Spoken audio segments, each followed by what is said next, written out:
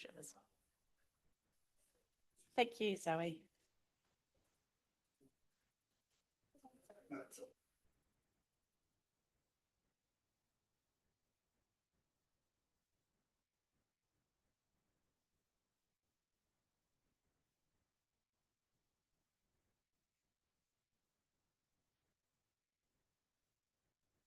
Okay, well, good morning, everybody. Welcome to our workshop and briefings day. Another gorgeous winter day out there, lots of sun, which will make everybody chipper upbeat and the farmers very happy, especially those who are carving. So look, without any further ado, I will hand over to Dalmarie and Marcus to open us. Morena e te whare. So we're going to do a quick one like we did last week. Hāki roto, hāki waho kia tau te mauri e kukuri nei. I ngā piki me ngā heke ko te rangi Māori e taku e rapu nei. Tihei mauri ora. Oh, I can't read it this morning. Okay, breathe in, breathe out. Settle the life force that stirs inside of me through the ups and downs. It is peace that I seek. Kia ora, thank you to you both. Great reminder for the morning. Right, so today we have a really interesting schedule of workshops. You will have already received the briefing and workshop agenda. So let's just crack straight into it. I believe Andrew Brown may be joining us online at some point, so we will welcome him when he arrives. But look, our first agenda item this morning for discussion is the financial contributions implementation paper. And we have Peter this morning providing that with Anne Wayne. So good morning to you both. The floor is yours. Looking forward to discussing this pretty technical paper, but yeah, look forward to your discussions. Good morning, and my apologies in advance. No, it's a wee bit of a meaty topic. Yeah, she's not a straightforward one, that's for sure. But I'm sure you will make it clear as crystal clear for us. Hopefully. Do we have the presentation ready to go? Great.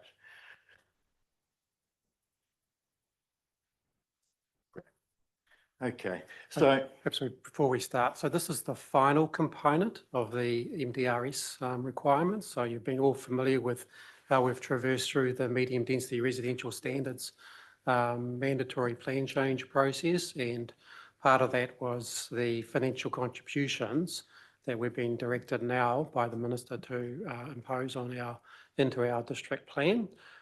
So this is the work that the team has done in relation to developing some practice notes around discount factors and credits that we would like some direction from you prior to formalisation and bringing that back to you at a subsequent meeting. So Peter will take you through some of the thinkings around from the team and how this could be applied, particularly in the commercial and greenfield and brownfield areas.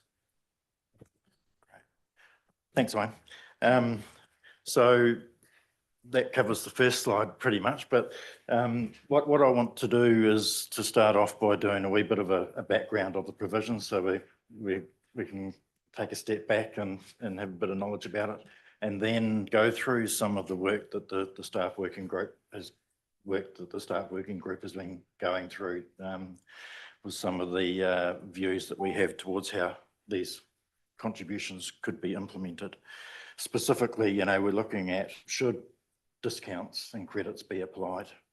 If they should be applied, what type of discounts are appropriate, and ultimately how much should those discounts be.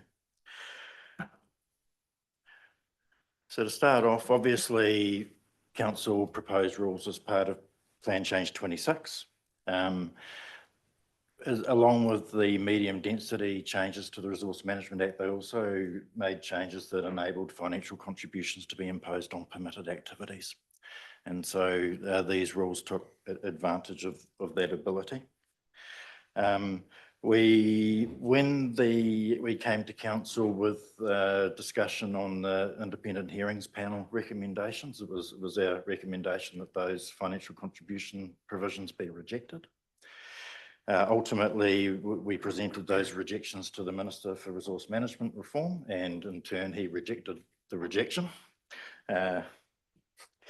Ultimately now, those, in terms of the minister's decisions, the rules become operative once we publicly notify the minister's decision, and we have not done that yet. As I've said, we also set up a staff PSG at the beginning of the year to work out an implementation package, and what we're talking about today is part of that, and the nuts and bolts of ultimately how it will be administered. In terms of the purpose of the contribution, so the provisions of Plan Change 26 do identify what the purpose of the contributions are. Ultimately, it's really to obtain money or land that is able to be used to manage the effects of increased density. And that includes costs of improving or extending public open space, enhancing streetscape amenity, enhancing tree coverage, and restoring and protecting the Waikato and Waipa rivers and their catchment through giving effect to Te Ture Whaimana. The rules in themselves, all new dwellings in the medium density residential zone and the commercial zone are required to pay a contribution of sorts. Those contributions are invoiced and paid as part of the building consent process. Ultimately, if a contribution hasn't been paid by the time that a building consent is ready to be granted, then no works on that building consent will be able to commence until payment has been received.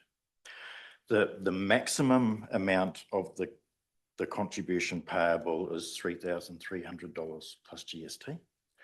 That includes three components. One, a tree charge of $500. The second is a residential amenity charge of $1,300, and then a Te Ture Whaimana charge of $1,500. As far as the commercial zone dwellings go, they're only required to pay a contribution in terms of the Te Ture Whaimana and not a residential amenity. And it does include, and we'll go into it now, but the rules include facility for that maximum amount to be discounted, which is where we get into the meat of today's topic. So the question on that last slide, the maximum amount of 3,300, given the, if we can, an average of what a building consent would cost, what kind of increase does this represent over that? Difficult question, but. Yeah, so it doesn't form part of the building consent cost itself. It's an additional component, much in the same way as a development contribution. You understand that, but in terms of the owner of the property who's putting the building consent through, it's still the cost of that process. Yes, it is an added cost. Yeah. So how much of a percentage increase does that represent? I would need to come back to you with that. Yeah, that's quite a detailed question. So you've got the building consent costs, understand, you've got the development contribution costs, that if any, and then whatever financial contributions on top of that. So we could probably work that out in terms of just an average standard residential house and what that would generally cost for a consent, and calculate that for you. Yeah, don't have a figure right here at the moment. No. Can I suggest that we let Peter get through his presentation, because there's a possibility that the presentation may resolve some of the questions that may come from this. Is that your preferred option here, Peter? I'm happy to take questions at the end of each slide. Okay. As things are fresh in the memory. Okay, no, that's cool. And Excellent. if some of the questions do relate to things that appear later, then I'll just say that. Perfect. Excellent.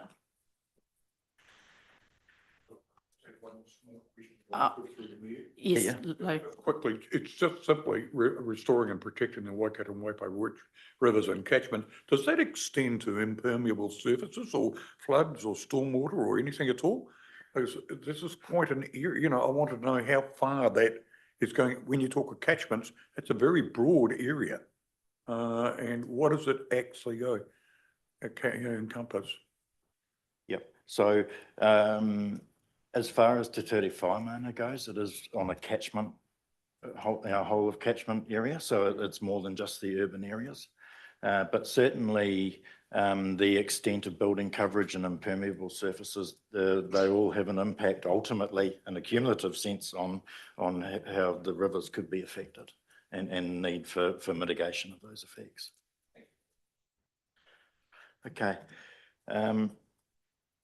So when the Resource Management Act, when you impose financial contributions, it requires you to set out a formula for what that contribution is going to do. And that formula is shown on the slide there. Essentially, it's the maximum charge of $3,300 plus GST multiplied by the number of new dwellings and multiplied by an ultimate discount factor. So the formula itself provides the ability for discounts to be applied, and I think there's probably an expectation from the development community that there may be discounts applied. The reasons for the discount is that it recognises that not all residential development will ultimately have the same density effects. Some of the issues that we've found with this formula is that the discount amounts, in the provisions themselves, the discount amounts are not fixed. There is limited guidance and criteria provided in the rules on when proposed dwellings will qualify for a discount or ultimately what the amount of that discount might be. Instead, it assumes that it could be assessed on a case-by-case basis by staff. And that's something that we feel is pretty dangerous territory. And it's why we've come to you today, and ultimately why we feel that any practice notes that come out of this need to be adopted and ratified by council. For you, Madam Chair, could I just ask? Claire, yes. Yes, so I can appreciate the need to have a formula like that. It's the formula that I think might be problematic actually, because it's a discount applied to the whole package. When I was reading through the details of the components, I can see a lot of people are going to want a discount on the tree because they're going to say, I can provide my own tree, and $500 is a lot for a tree. Yeah. So if you get people saying, I can provide the size of tree that you want and species you want, I don't want to have to pay $500 to you. I can do it myself. So if you agree to that, already you're in trouble with that formula.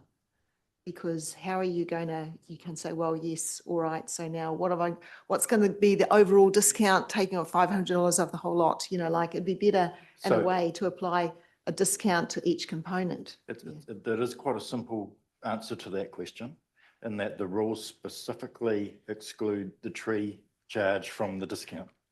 So in each and every instance, there will be a tree charge payable that can't be discounted. So should that be in the formula then? What you see it is in the rule itself. What we've given here is a watered down version of the formula, but ultimately the first, there is another formula which is A plus B. A equals residential amenity, thus B equals the tree charge. So the tree charge component does not have a discount factor applying to it. Well, just on that, so why doesn't it qualify for a discount? Because I can see people saying $500 is a lot for a tree. Yeah. Yeah. I can't answer that because I wasn't around when the rule was devised. Ultimately, how I look at things is they are what they are, the rules. We can't change them now. Yeah, so just on that, so the rules come from the plan change 26 Yes. from what was in there, yeah, Yes. and which was imposed on us. Yes, yeah, that's right. So that's where it originates from. Okay, that's helpful actually. Yeah, thank you. Yeah. I did make some inquiry about how the tree charge was came about, and so it was reached by the reserves team. Estimates were placed on the cost of replacement trees. So within the berm, so it was their understanding that would be the appropriate charge based on contracts they had with suppliers. So there was some detail around that about how they reach it. So it's not just about the trees that go in there; it's about replacement of them as well.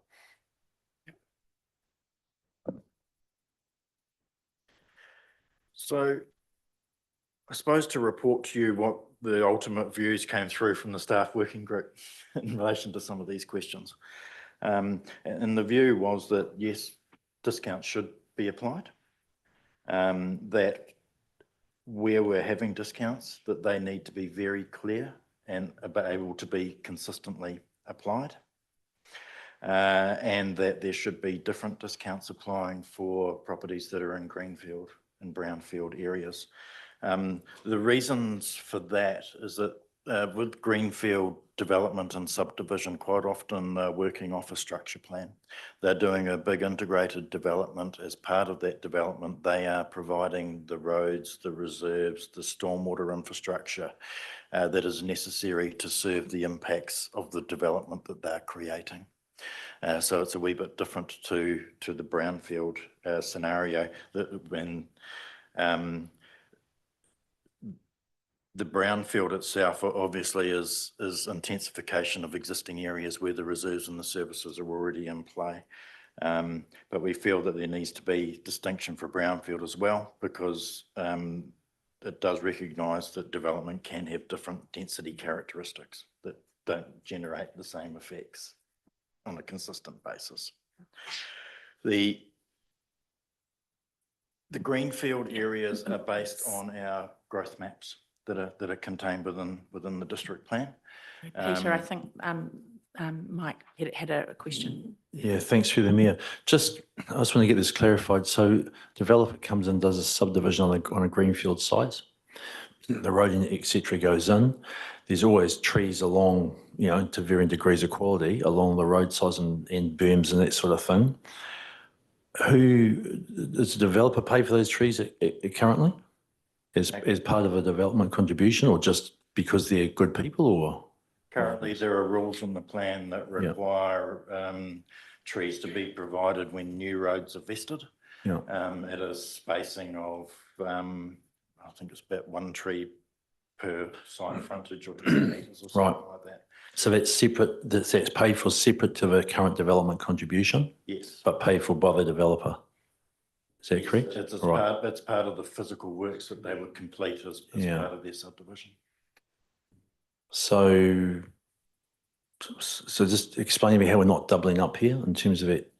I understand what you're saying, Wayne, about the replacement thing. Is that sort of where it comes in, really? Yeah. All right, yeah. Yeah, that would be the key difference. It's trees die and effectively you have to replace them. So that's where the charges come from. Cool. So as far as these areas are concerned anyway, the growth areas we would take as being the greenfield areas. Everywhere else in the medium density zone would be classed as brownfield.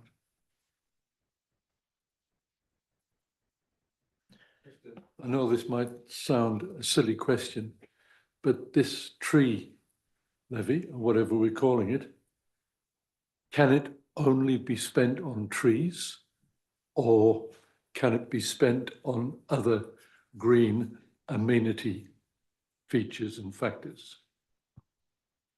I think that the rules are quite clear that it is a tree that it needs to be spent on, whether that be the tree canopy within the road reserve or within public reserve areas.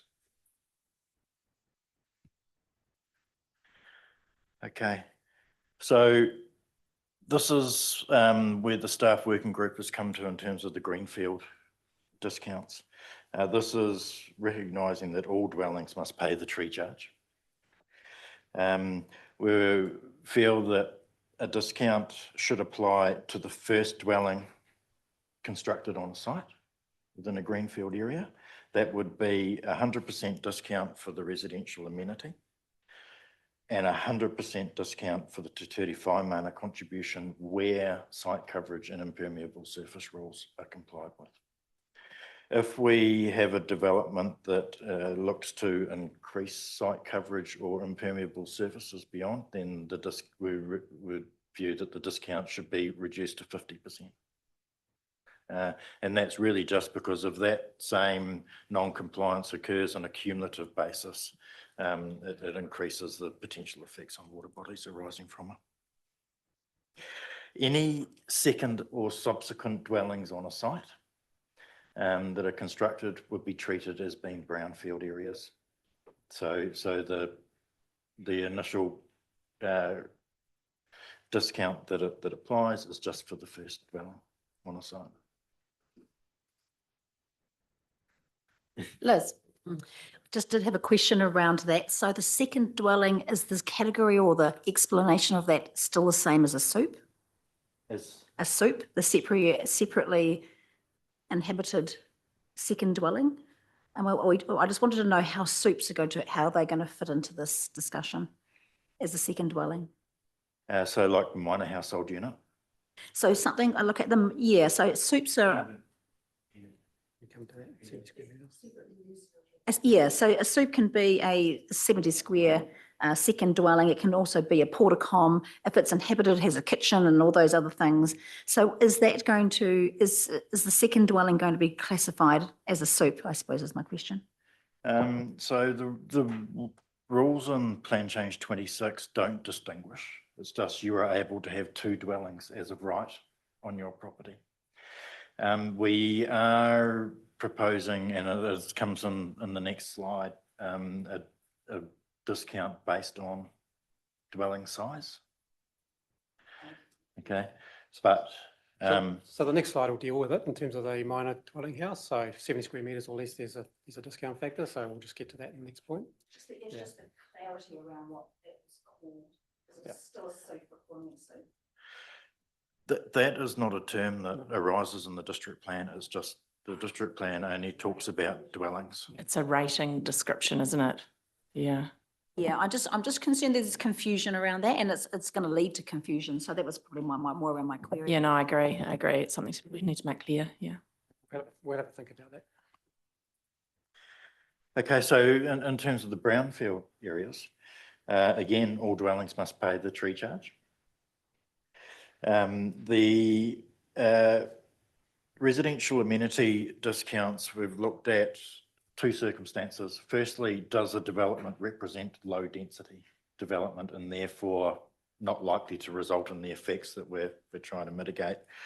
Or does it represent a small dwelling in much the same way as a minor household unit is treated in the development contributions policy?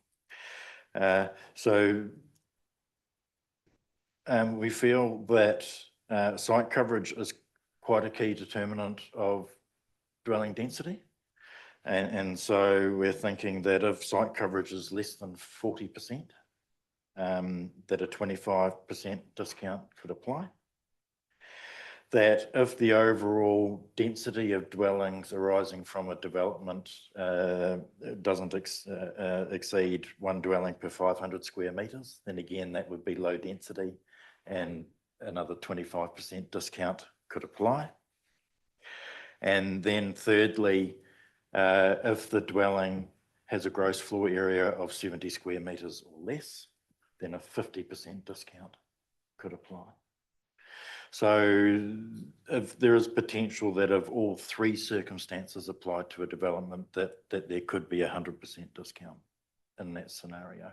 Unlikely to occur, but it would be representative of low density development if that happened.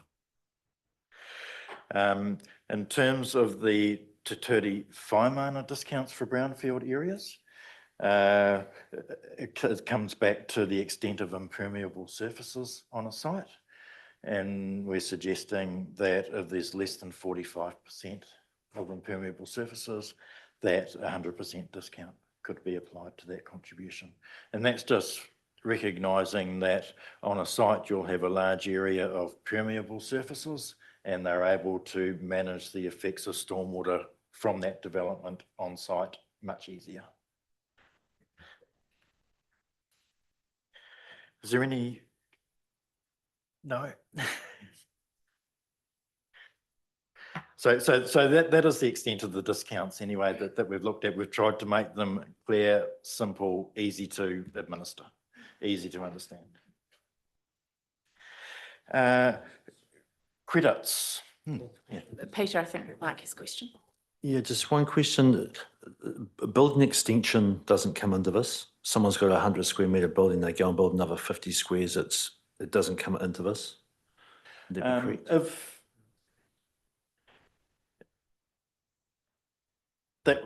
There would be a building consent required for that, and it would trigger consideration of it. And so if that site coverage ended up, if that building ended up in site coverage exceeding, Right. then Would trigger some of then this. it would trigger a it Yeah, so it would all come down to ultimately, you know, how much extra site coverage arises from the development. So that brings point, sorry, through you, Madam Chair. So that if a building's been put on and it's gone through this process and it's been awarded a discount, and then a subsequent change, like an extension, could change the combination under this discount, so they could actually lose the discount that they'd originally been given for the first development. I'm not 100% sure on that, but that would, you know, if we are legally able to administer the rule that way, that would ultimately be what would happen. That if they had a building consent, then they would be charged what they were originally discounted.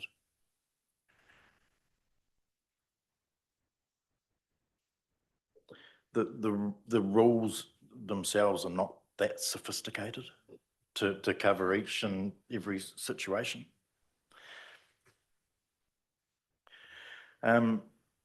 So I think we'll just give that, we'll respond to that question relating to extensions of existing houses, and because you've got the first house, obviously, that doesn't need to pay, but what if they come in with an extension then start breaching various rules? You know, what's the situation there? So we'll have a think about that and come back to you as part of the final report. cool. Leah. Yeah, so I appreciate the need for staff to tune their minds to, you know, what the situation is for things like this. I'm concerned actually about the extra staff time it's going to take. And so is that actually also going to add to the overall cost, because staff time that's needed to process whether it's building consents or resource consents is actually ultimately charged back, you know, to the property owner as well. Has any estimate been given on the additional admin or overhead staff time that's going to eventually get also going to be charged back to the property owner?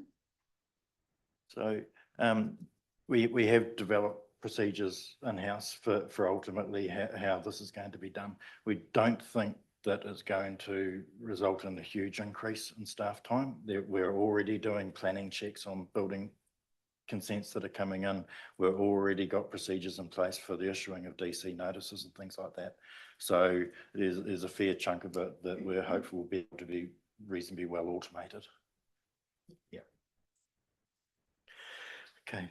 I mean, this sounds a silly question, but we originally did not want, in our submission, said not to include financial contributions. Yes? In our decisions on the independent hearings panel recommendations, we said that we didn't want the financial contributions. But when Plan Change 26 was originally proposed, the financial contributions were proposed by council as part of that plan change. I was just wondering if we had even in the independent hearings panel, said we didn't want them. Why don't we make the discount 100% and forget all about it? And that is certainly an option that's on the table. It seems that we're making more and more bureaucracy here, and we're taking advantage to increase costs for development. When is it really necessary? Yeah. And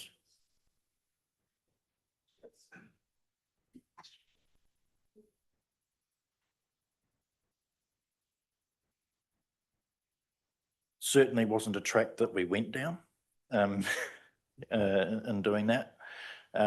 There will be benefits that can be obtained from these contributions being taken in terms of an enhancement of streetscape and open park areas, and it's money that would otherwise, if that same work is going to be done, money otherwise obtained from other sources. So, yeah.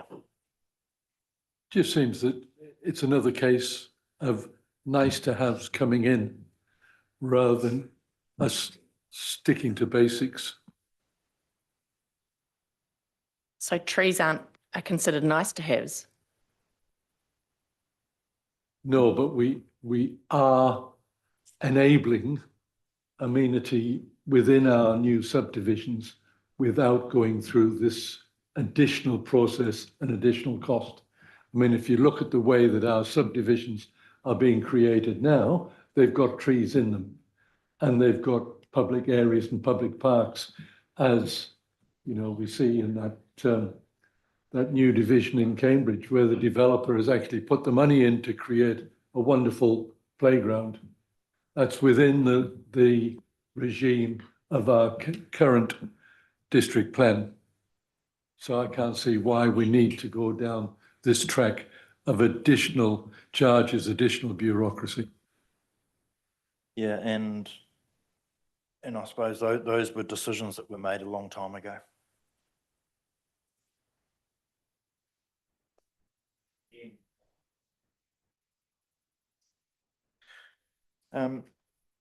We move on to the issue of credits.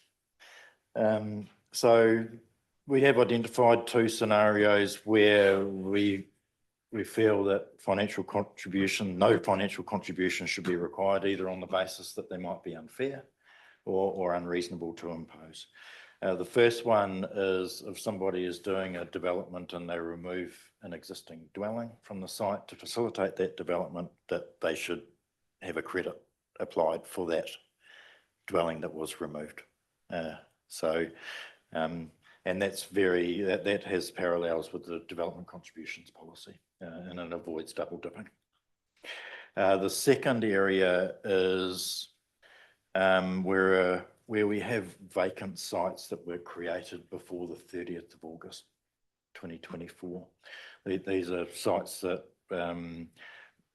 either particularly in brownfield areas, which historically might have been vacant for a long time, or sites created by subdivision where there is an expectation that dwellings could be established.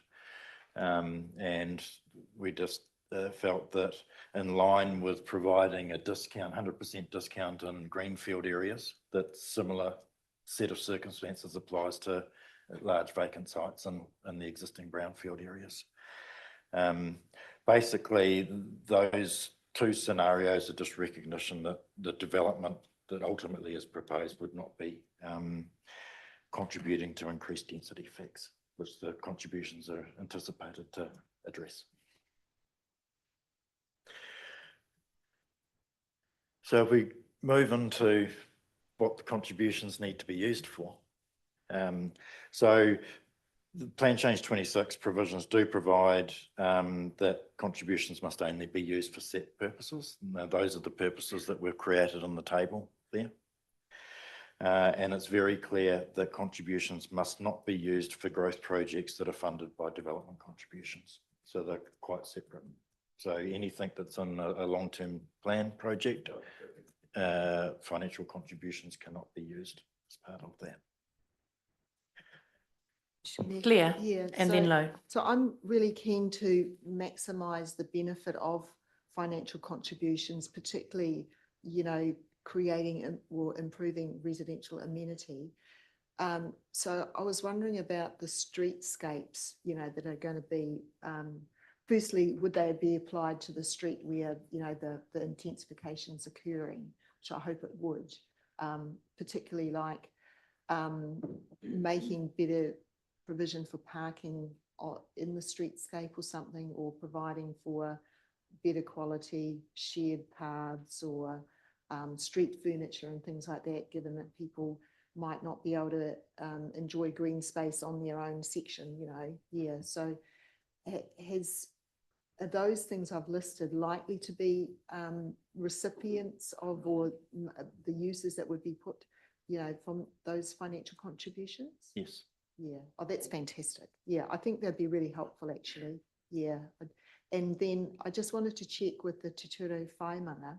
It does talk about ecology, biodiversity, public access, and then what I'd say is restoration and enhancement of that kind of thing.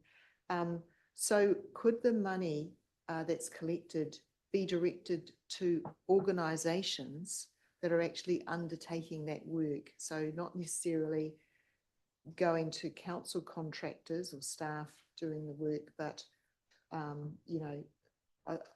got two people in mind. This would be like the Cambridge Tree Trust, and then like the ecological corridor project as well, that's working in the catchment. So what would be the likelihood that financial contributions might end up going to those kinds of groups? So if you see on that table, the row at the bottom where it says relates to network infrastructure owned and or operated by any of the following, being Waipa District Council, a council controlled organisation, any other community infrastructure management entity, other adjoining territorial authority, Waka Kotahi, NZTA. It also includes Waikato Tainui and the Waikato River Authority. If it was to go beyond that, that would, I would think that provided it was very clear and transparent as to how the money was used, and we were able to make sure that it did end up getting used for that purpose, then that would be something that the money could be put towards. We just need to make sure that there's a very clear and transparent process put in place so that if there is scrutiny placed on how these contributions are being used, that we can point clearly back to a trail. So I have Lou, Philip, then Dalmarie. Yeah, thank you, Peter. I just noticed that in the Te Waimana, we actually don't have any flood control funds or things like that. This is for maintenance, civil defence, etc. like this, that you've got erosion control, but we haven't got anything specific that, and it says we can operate this outside our area. So it does say that we can use this downstream further away. Just take a town like Otaronga, for example. They're totally reliant. If we have a major flood, they've actually got buttons there, but they need maintenance and they need to be recognised, I think, in these things. And I'm just looking at a civil defence point of view here that we, as we have to be aware that every now and then we do have precipitations that exceed our normal limits, and we probably need to control that. I think that what we need to consider is that are they works that address the effects of increased residential density, or are we looking to protect the residential environment as a whole? Are those sorts of things actually within the ambit of why this contribution has been taken? Or does it relate to a wider funding purpose? Because I would put the case that is with the greater amount of impermeable surfaces, the amount of runoff water would increase with these developments, which would mean that the existing infrastructure might not be sufficient to contain that water at that point in time. Yeah, that's a really good point. I made a note of that because we do have some areas, not so much in Cambridge, but more in Te Awamutu, where we do have some bunds, and some of the residential areas We do. probably don't even realise why those bunds are there around the Makapika. And they are susceptible to flooding. So they're there to help protect the residential environment that ultimately do go into the Waipa. So yeah, we'll have a look at that as a measure. Thank you, Wayne, that's great. Yeah, great point, Lou. Philip, then Damarie. Yeah, thank you. Thanks for the report today. Just going on your sentence there with the star below the box and following on from Claire a little bit about furniture, street furniture and groups in Cambridge, well, groups in Cambridge, but also Te Amutu. Street lighting, that's the developer puts the street lighting in there. I mean, what I'm asking is more advanced street lighting for light pollution and things like that. So that's, I mean, each development would probably be different to others, wouldn't it? Some developers would put more advanced infrastructure in. Or more bespoke infrastructure. So certainly that would be physical works that are required when you're investing a road to put road street down lights to the on. developer to do that. And I would suspect that that RITS would provide the standard for what those lights need to be at a minimum. Yeah. And then following on, Claire mentioned the tree trust, and over in Cambridge, there's predator-free Cambridge. Is there predator-free Te Amutu? And would financial contributions potentially go to them to help them out as well, just a bit like the tree trust? And I know the two are working together because I know I've got contacts with both. They're working with me on it, so can't answer that. It's a wee bit difficult to answer. I think that in terms of residential amenity, it probably wouldn't be in the ambit of that. And then it would come down to, is it predator protection in relation to the rivers themselves and the habitats provided along the stream river margins? It's a bit of a long bow to draw.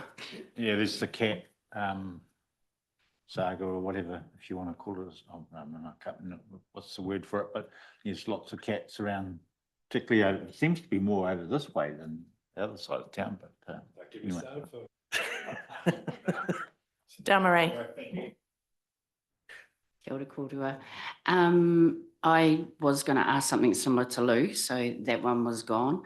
And I picked up around, the clear financial transparency of things, and I'm pretty sure things, groups like PRC, Cambridge Tree Trust, Ngāti Haua Iwi Trust, and a whole bunch of people that I think are part of this. But when the developers are doing this stuff, do they have to source what they put in locally, or that we don't have any kind of influence over that? We don't have a lot of influence about where they might, that you're talking specifically indigenous plant species.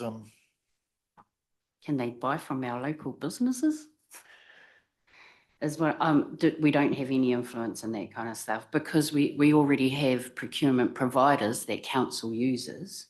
I was just wondering whether there's any sharing of information of where we get our stuff, so there's consistency of what's going in the ground around the district. I mean, it goes a wee bit beyond this topic. Yeah. It's certainly something that we can provide information to developers on. And lastly, I kind of feel like Councillor St Pierre, but waka kotaki is waka kotahi. Yeah. Ka pai? Sorry, yes.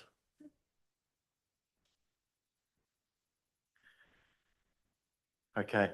In terms of where the money is spent ultimately and collected, so there was quite a strong view that any money collected should be spent on a local catchment basis. So if the development occurs in Te Amutu and Kiki, then that should be the catchment area where the money is ultimately spent, and the same for the Cambridge catchment. In terms of Te Ture Whaimana, that would extend, would be able to, same philosophy would apply, but the ability to spend money up or downstream of the urban areas would be able to occur as part of it. So we believe that we would need to establish separate accounts for each contribution. So we'd have an account for a Taumuru account for trees and a Cambridge account for trees and replicate it along. And that the ability to spend money from those accounts was controlled. We haven't quite got to the level yet of who or what would be responsible for administering those accounts, but it's likely to be at a project steering group sort of basis that would be able to make decisions on how the money was ultimately spent. Liz. I feel like the past is catching up with us. This is a question for Wayne. Wayne, we've been down this road before where we've had these collective sort of pots of money. The old DCs rings a bell many, many years ago where you spent the money where it was essentially earned. What are the unintended consequences around this? Because I remember the communities, many parts of the community kind of rallying around projects and things like that and always utilising that as an income stream. So are we potentially heading down that road again? I mean, it's not something we can perhaps influence, but I just want to be really wide eyes open here. Or do you not think it's going to really be all that influential? Yeah, look, I think it's really important to have a nexus between where the revenue, where the development is occurring and the fees are being received to spending it in those areas. I think that's really important principle, and it's a principle that we utilise quite extensively in the DC space. You know, if we take funds from one location and spend it completely in a different area, then you start getting potential for challenge. So I think it's really important to keep that nexus close. What we've tried to do here is to do that in terms of where that financial contribution is collected. We spend it in the local catchment area. So if it's raised in Cambridge or Leamington, it's spent in that town, and have the those pots of money clear between the towns. If, for example, we get a lot of, and we get more development, you know, in Cambridge, we wouldn't want all that money being spent in, you know, I wouldn't have thought, in Te Awamutu and Kiki. We would want the proportions that are raised in each of those towns, and we think Cambridge and Leamington is a good pot, and Te Awamutu and Kiki is another good pot, that we spend those in those locations. So I don't really see too many unintended consequences. Yeah. Well, I agree with all of that. That's how it kind of used to be, but we have moved away from that. And the principles are there, but we have moved away from that, I think, over the years. But this is great. I think it's a good thing. But I just wondered with community projects whether it will be seen as a opportunity. And quite rightly, probably. Through you, Madam Chair. Roger. I basically essentially agree with this concept, but may I ask, to my mind, Leamington is actually part of Cambridge. And I think I prefer to see that as a concept going forward rather than suggest that it's a separate district. It isn't. And perhaps that with the growth of Cambridge now moving out beyond its urban boundary, that it might be that the concept of, as you say, Cambridge Leamington be replaced with Cambridge / Mangatauteri. You'll respond to that, Clark? Yeah, That's kind of outside of the scope, I think, of this discussion today. I suspect there may be people in Leamington that have quite a clear view around not being in Cambridge. And I suspect that's probably not really the discussion we ought to be having today, but I'm happy to take comment on that just for now, Claire. Yeah, thanks, Madam Chair. Yes, so I don't support Councillor Rogers' suggestion, because I do believe, I strongly support spending the money where the development's occurring.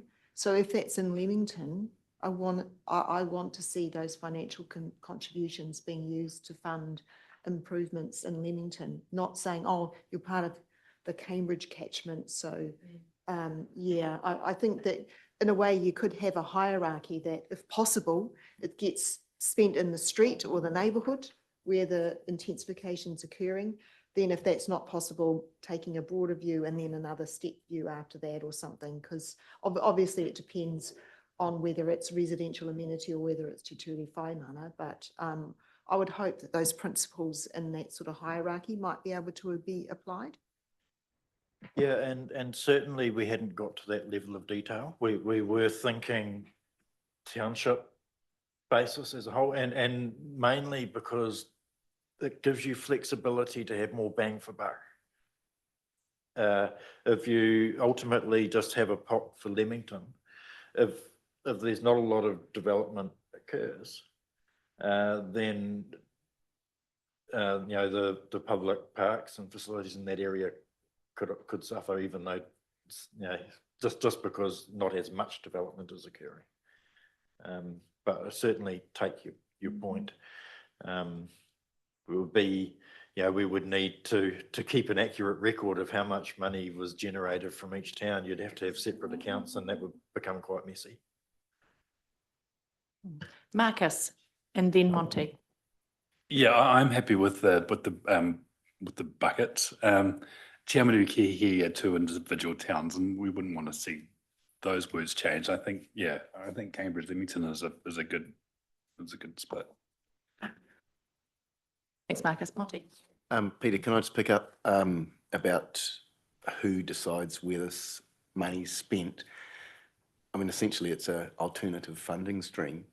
So are you envisaging that will just sort of go into our funds that are then expended through our long-term plan and annual planning process?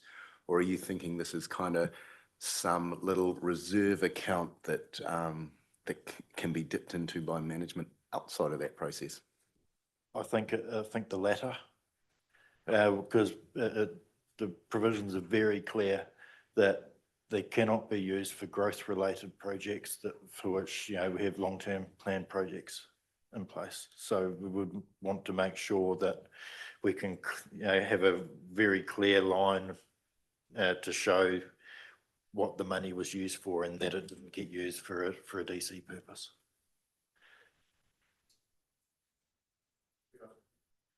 Lou. Just quickly, I'm totally in agreement with what you're doing, but I do think you've admitted the fact that there is a Hapo and Parongi are quite separate areas. And who do they interact with if their contributions are put in? Are they going to operate separate accounts, or? No, these contributions only apply to the medium density residential zone. So so that's only Te Awamutu and Cambridge. So Hapo is it doesn't. Okay, so I'll be corrected on that then. Yeah. Okay. So it doesn't have an impact on the big development we're doing at Rukahia and all around Hapo at all. Okay. No, not unless there becomes a medium density residential zone there in the future. We don't know. That's all right. Mike. Thanks through the mayor. Just off the back of Monty's comment, and I guess just around the accountability piece and the transparency piece, and just so the right hand knows what the left hand's doing in terms of LTP, this sort of money's managed outside it, and just so we know, you know, at one hand, I guess when we come to the LTP and let's say management, well, this is where this pot of money here that we're talking about is going to be going in terms of, let's say, amenity. Yeah, how, any ideas, or you bring that back when this comes back to a table about how that's going to be sort of put in front of us so we can put it into our bigger picture thinking around the LTP times? Yeah, no, absolutely. We'll take that on board. We did have some slide initially about who was going to spend this money, and we just thought it was getting too operational. Right, yeah. But I do understand from a governance and management perspective and reporting back to elected members about, you know, what is the money, where's it been spent, all those sorts of things. So we'll just give a little bit more thought around that and come back to you on that point. Yeah, sure. And just a broad comment around, they were made it as simple as possible. Yeah, there's a lot of people out there that will really need to get over this, you know, in terms of developers, builders, you know, not Cogswells, but those sort of companies too are going to really have to make sure they get it right to inform their clients So we are developing a full communications plan. We are, as part of that, we're expecting to give those outfits at least 5 weeks' notice of things becoming operative. So if there are things in the pipeline that they've got time to address it. But yeah, I suppose they've just about had a year's grace already, but they are aware, and we have been communicating with some of the agents about this coming online very soon. Yeah. Clear. Yes, just on the spending of the money and transparency and the comments you made about keeping it not too complicated, but I would actually support having a separate reserve for each of those different catchments, Cambridge, Leamington, Tuamutu and Kihikihi in itself, because I mean, it's not difficult to just have a separate account, because then it does actually give clarity that those funds that accumulate there are then spent firstly as a priority in those areas, but of course could be applied across it. You did make a good point about bang for buck and things like that. Yeah. But that it's clear that the money originated from a certain place and is spent somewhere else, and there's a rationale behind it. The other point I wanted to make is within what time frame would those funds which are collected, are they needed to be spent within a certain time frame? Can you just keep on collecting it for 10 years and then decide, oh, you'd do something about that? You know, is it a 12-month period? Is it a 2-year period and stuff like that? It'd be quite helpful, I think, to at least have an indication of the intent that it would be spent within a time frame, but allowing some flexibility as well. Have you given any thought to that? You know, like how quickly it would be spent, or that you'd be comfortable with accumulating it over a number of years? Yeah, it's something that we would need to seek a bit of advice on. My initial thoughts were that there would be no time limit. That once it's collected, it goes into a pot and then is able to accumulate. Again, so you can actually get something of real benefit out of it. Probably depends on the quantum you're talking about. You know, like initially it might take a while for a reasonable amount of money to accumulate actually to make it worthwhile doing a project. But then over time you might find that, you know, intensification does actually snowball in that, and so that you're getting reasonable sums. I mean, all those things need to be taken into account, I'd imagine. Mike. I just want to comment on Claire's comment really, and just, I actually like your guys' proposal better, to be fair. At least have a Cambridge Leamington way, because if you look at these gross cells, you know, the numbers are on the north, the numbers are on the Cambridge east side. The quantum or the size is on the Cambridge east side. Yeah, I'd be much more comfortable with just, you can call it Cambridge Leamington, but the money just sits in a Cambridge Leamington pot to be dispersed as you guys see fit in that whole sort of catchment. I think otherwise it is going to quickly become sort of an us and them, or quite, it's just another division, which we don't need. We've got a river, that's enough.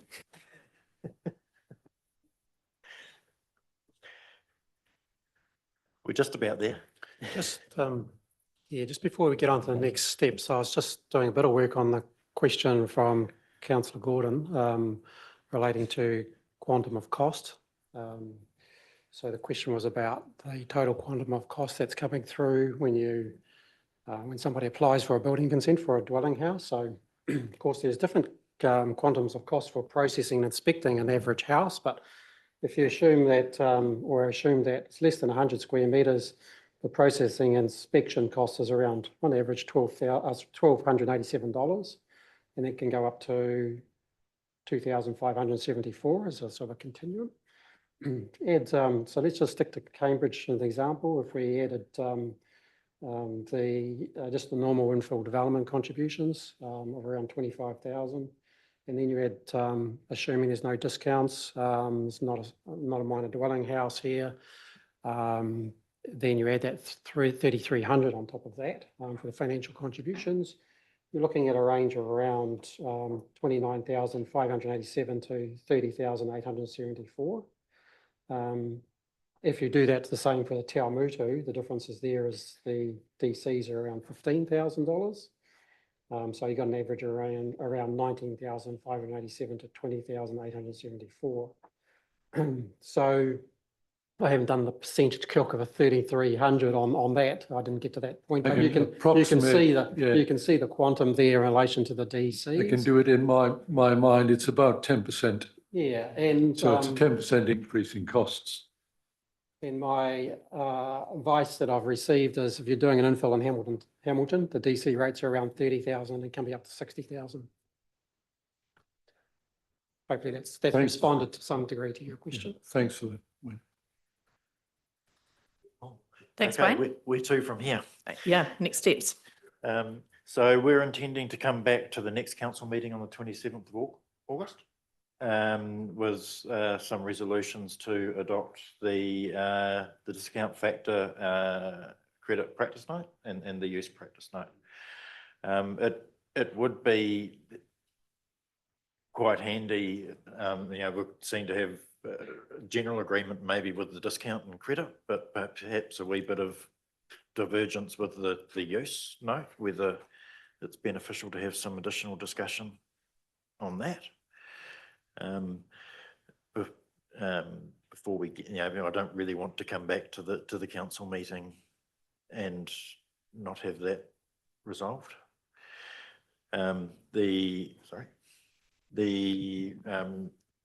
We'll be able to report on the finality of the communications plan at that meeting as well. And then we would look as part of the time frame to notify the minister's decisions to make the balance of PC26 operative. Lou.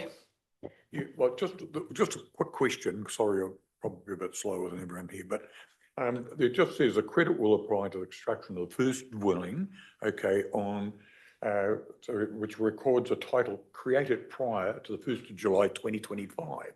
Okay, so we're putting a line in the sand, but the legislation, as we understand it, is still in practice. So this just operates from then. Anyone building after that does not automatically get a credit. Is that correct? In terms of the vacant lot.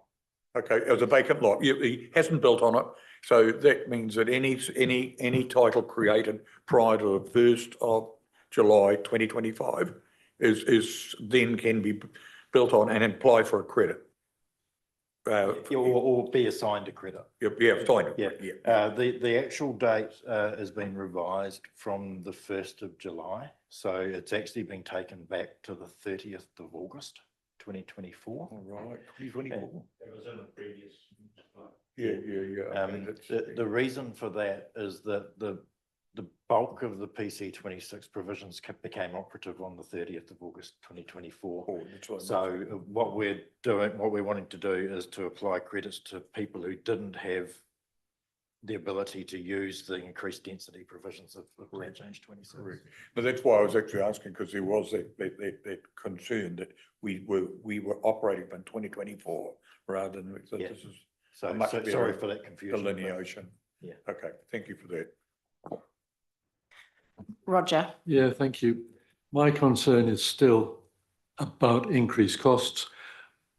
As I understand it, what we're suggesting here is a rule that applies to all greenfield development that comes in, irrespective of whether it is a high density unit or it's a low density unit. So the rules as they apply, if we didn't have any discount factors applying, then that would be the case. Every dwelling, regardless of its size or density or characteristics, would be paying the same amount. So what we've tried to do with the discount side of things is to acknowledge that there are differences in development types and to allow for reductions in the contribution payable in some instances. But the likelihood is even so, and given the fact that some of the components there is no discount applied to anywhere, that even if some development is of a low density, there will still be increased costs. The 500 tree, Correct. and some of the Waimoana part of legislation that Te tiri whai mana. that's still going to have an increased cost, which would not have been there under the current district plan. Correct. Yeah, see, and I find that, with just increased costs coming through. Continual increased costs coming through.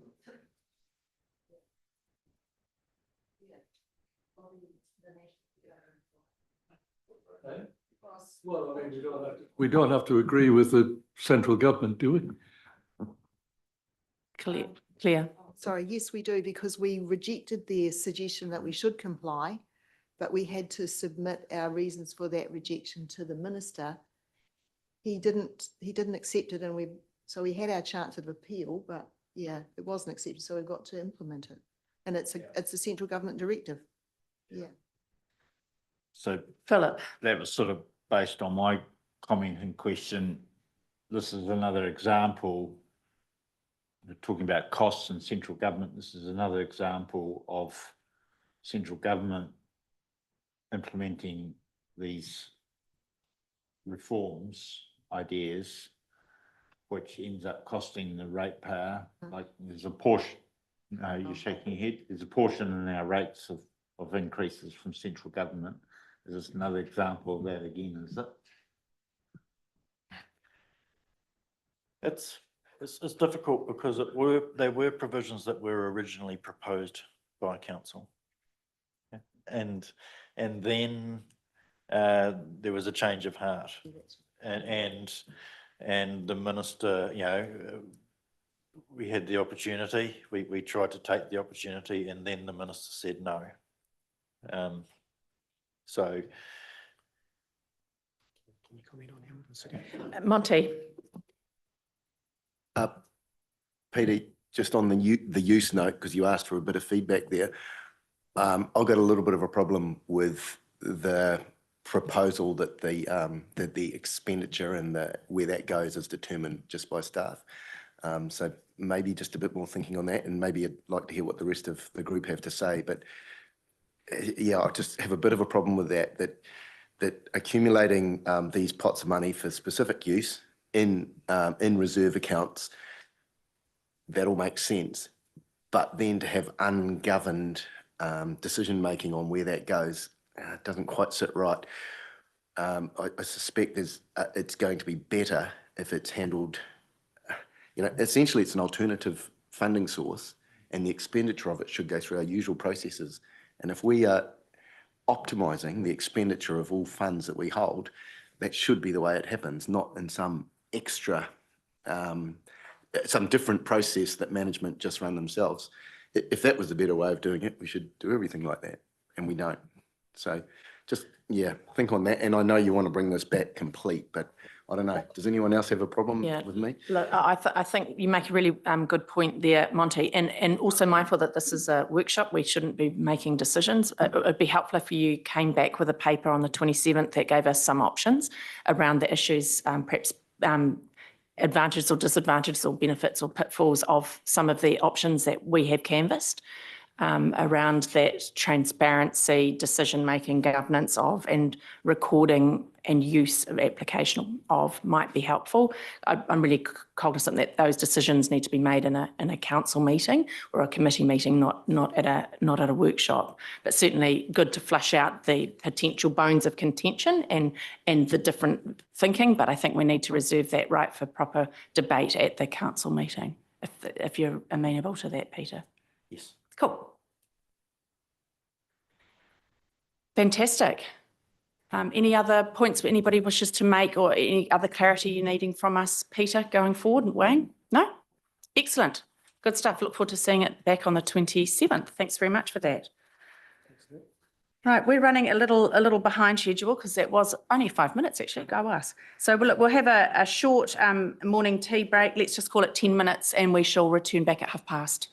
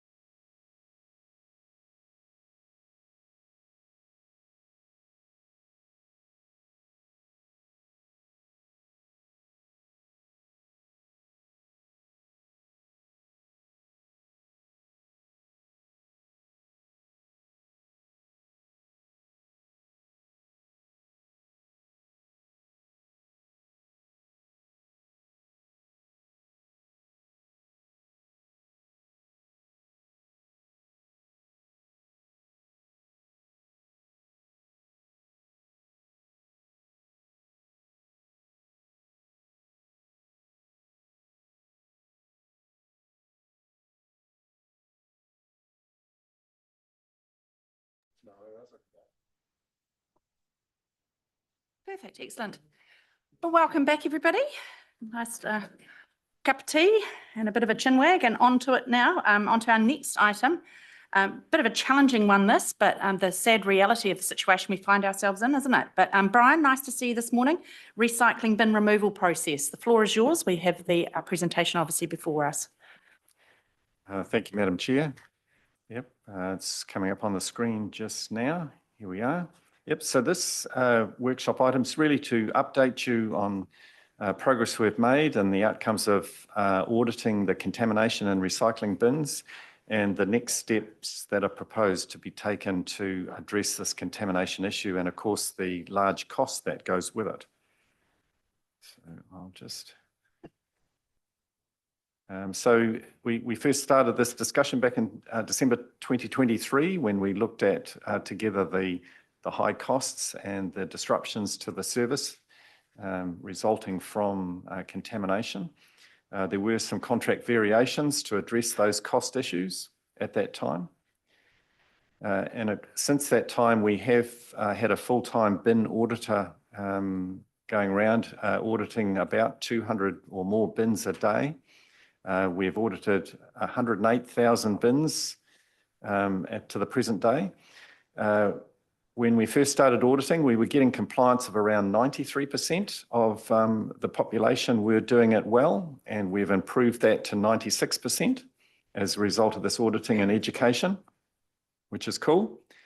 But we do have that small persistent group who continue to misuse the service. And that's despite warnings, education, and in some cases, suspensions. So there we see the results. It's great that at that 96%, we have a big portion of our resident population who really value and understand the recycling service and treat it well.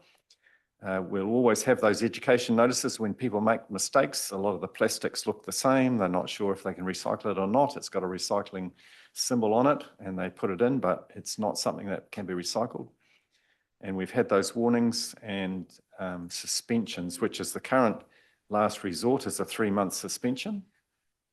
And that's, not a big number, but we, from the volume of material that's coming through, if we could suspend more or we could educate or stop more, that would be a good thing. So the problem, despite those warnings, there's still those in the community who are treating the recycling service as a rubbish bin. And we still have large volumes every month going to the landfill of waste. And we'll show you some photographs in just a moment. And we've got those health and safety risks with staff, and you'll see why in the photos. So we have batteries in there, which can spark, catch fire, and cause a lot of damage. There's certainly, we've had those instances of live ammunition, which have been published in the newspaper and online. Live ammunition, shotgun shells, a lot of food waste, a lot of just general waste and black bags, so people are putting out their rubbish. And the volume is so great that to manage that volume at the recycling plant, we're actually having to compress it into bales so we can store it and cart it, so that we're not carting a lot of lightweight material in a large truck, which then increases the cartage cost. So you can see that the baling machine there is compressing contamination, and there's liquids and all sorts of stuff running out. So it creates a real mess and a problem for staff. And you see there's appliances, there's used oil, there's medical waste, syringes. So all of these things can be a significant hazard to the staff who are hand sorting these materials on a sorting line. So that's the sort of thing that we've got to stop. So the impact on the recycling system and the cost to the ratepayers, around $36,000 a month at the present time. That's pretty consistent. And auditing costs. And the other things when the sorting line gets contaminated and they've got to stop everything, clean it off, wash it down. There can be hours lost in processing. And of course, when oil and paint and stuff like that goes through a truckload, then the whole truckload of material can end up at the landfill. So that's a terrible shame and not what the vast majority of our residents want to see when they put clean recycled materials in the bin to be recycled. So the proposal is to replace the 3-month suspension that we currently do with a bin removal. The warning and education stays in place. The auditor that locates a badly contaminated bin records all the evidence, as we do now. We photograph it. We do our best to identify the property that it's come from, which is not always easy because there can be multiple properties with their bin in the same place because of houses up a driveway or whatever. But in future, we would, a bin removal team will come and take the bin and the contamination away, leaving an explanatory letter in the mailbox. To recover and restart recycling, the person would need to complete a recycling practice assessment and pay a bin delivery fee to get the bin back. So there's... Philip, excuse me, Brian. Philip, did you have a question? Yeah, thank you. And thank you, Brian. Can you go back 2 slides, please? I think the costing one. Yep. So, I mean, quick doing the figures, that's $500,000, but it must be a lot higher because you've got auditing there. I thought it was closer to $1 million, wasn't it, to the ratepayer? What is the total cost? I think certainly when we bought that December paper, there was historic costs, and the paper also looked at the future cost at the end of the contract. So yes, there would have been discussion of figures around $1 million or more for contamination over several years. But that is pretty consistently the cost that we're paying at the moment. And has been for the last sort of 12 months or so. Okay, thank you. So per annum, it's about $500,000 based on that figure. Correct. And I mean, we can't, as somebody that is continuously doing this, it's not a education thing, it's just pure laziness. Is that basically to sum it up bluntly? Oh, I think your guess is as good as mine as to why people do this. Yeah. So disappointing. And there was a plastic environmental summit in Geneva last week. 170 countries there. Hopefully, it's not a talk fest, but there's estimated 200 trillion pieces of plastic floating out there in the ocean, and that's set to triple, they believe. And yeah. Marie. Tēnā koe, Brian. Thank you for the harsh reality of our own consumerism and our own problems that we create that put a strain on the fees and the costs that we have at council. And if only I think our residents who are persistently breaking the rules realise how much this becomes a strain on ratepayers, they might haul it up a little bit. But I'm also recognising after Councillor Coles asked for the slide on finance, and we have about 62,000 people in our district. Is that correct? Yeah. So per month, that's $1.72 per person. And I kind of look at that and the real facts of how much our own consumerism costs. So it's sad that we don't already have infrastructure that would support managing this better. And as everybody knows, I'm a great advocate of the model that Waikato District has out at Raglan, because I think a whole lot of this would be solved really easily. because as managers, I do think we have to look at this well. When we're putting off our climate action strategy and things like that, that we're not looking at the bigger view of how this impact is. So I'd love to see more in this space, but I know how much we are tied with our budgets. So, tēnā tātou.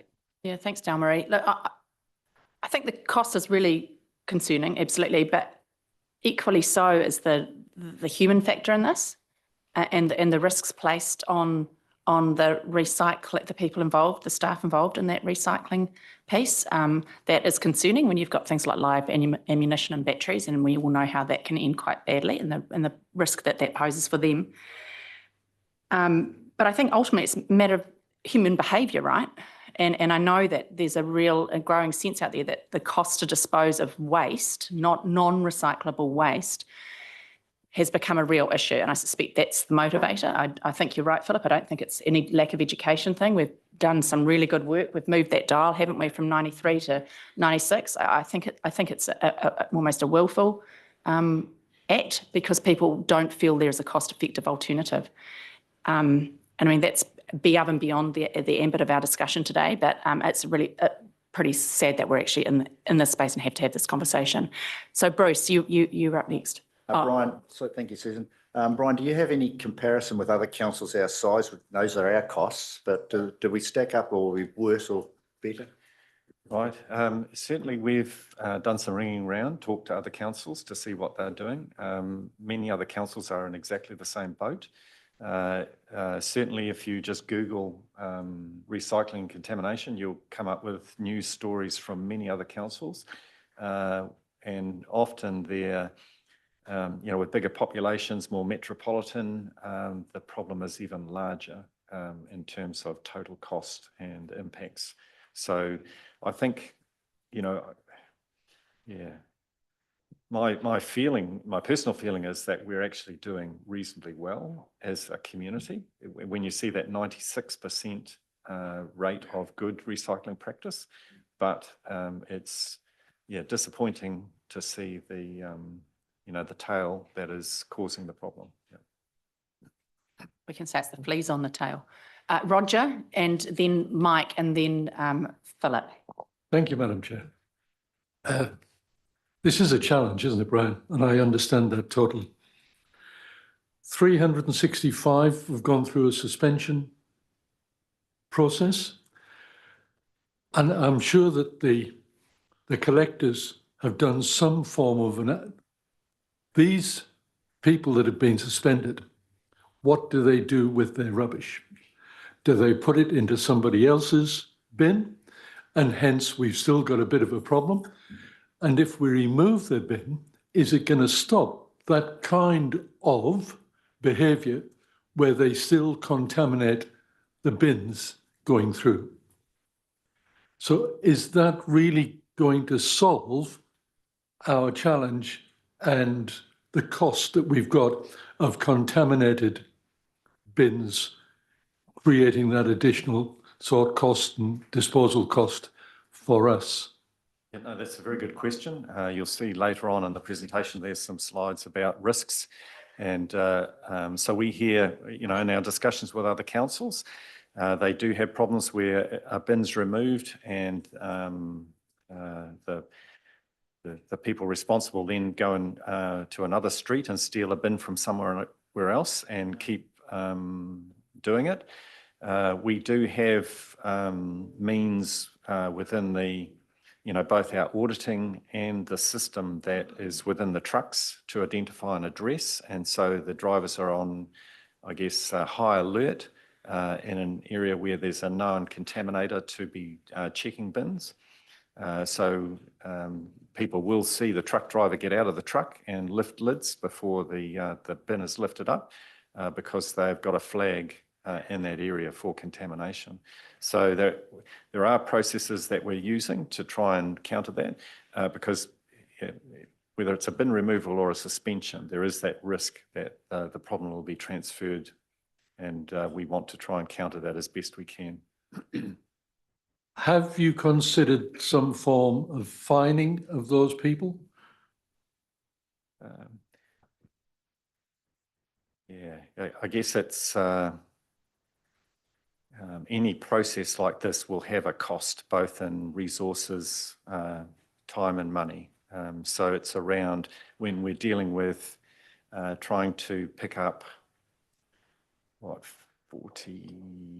50,000 bins a month.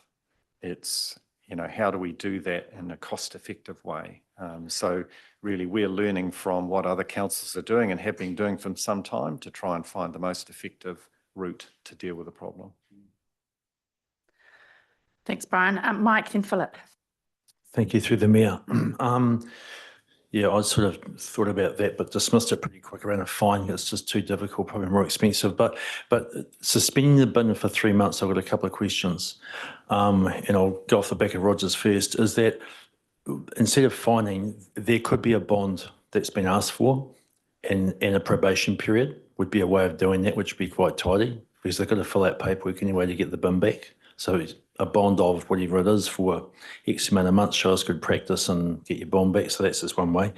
But my question is, when the bin's taken away, and I've got no issue with that, a lot of people are renting. Is it the person or the property? And if it's the property, I guess, how do we deal with the, the resident change sort of thing? I mean, I'm sure you've thought of this, but. Yeah, so that's certainly something we're expecting to happen. It'll be a tenant who will, cause the bin to be removed. Then the landlord, if they move out, the landlord would have to apply to have the bin returned. Right. So we'll certainly develop processes to make sure that can happen smoothly.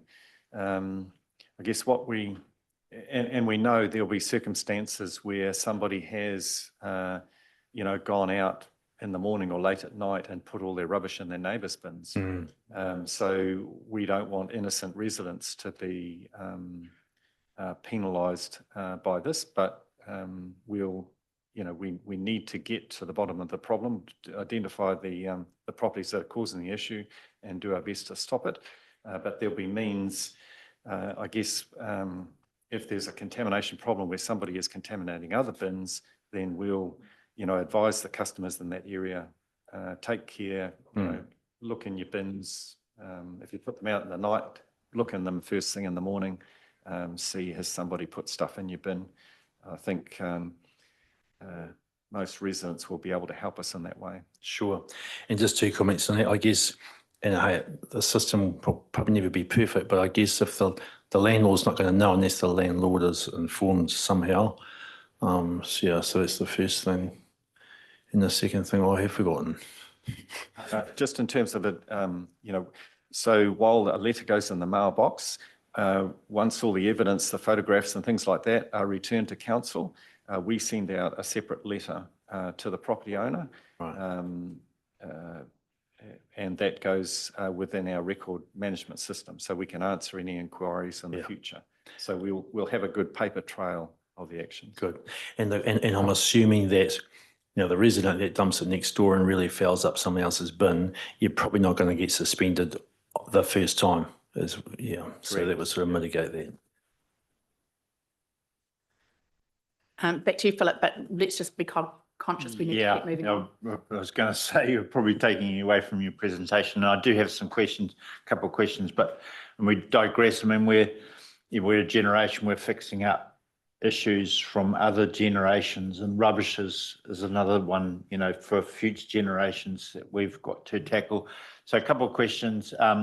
Has there been an improvement since the introduction of urban miners in the 2 communities, which I think has been going 5 years? And secondly, the second question is, I'm a ratepayer in another council. They have wheelie council rubbish bins instead of bags. They don't have to have the rubbish bins. They have compost bins, and they have to still have the bucket for the bottles. But we say we're doing pretty well compared to other councils.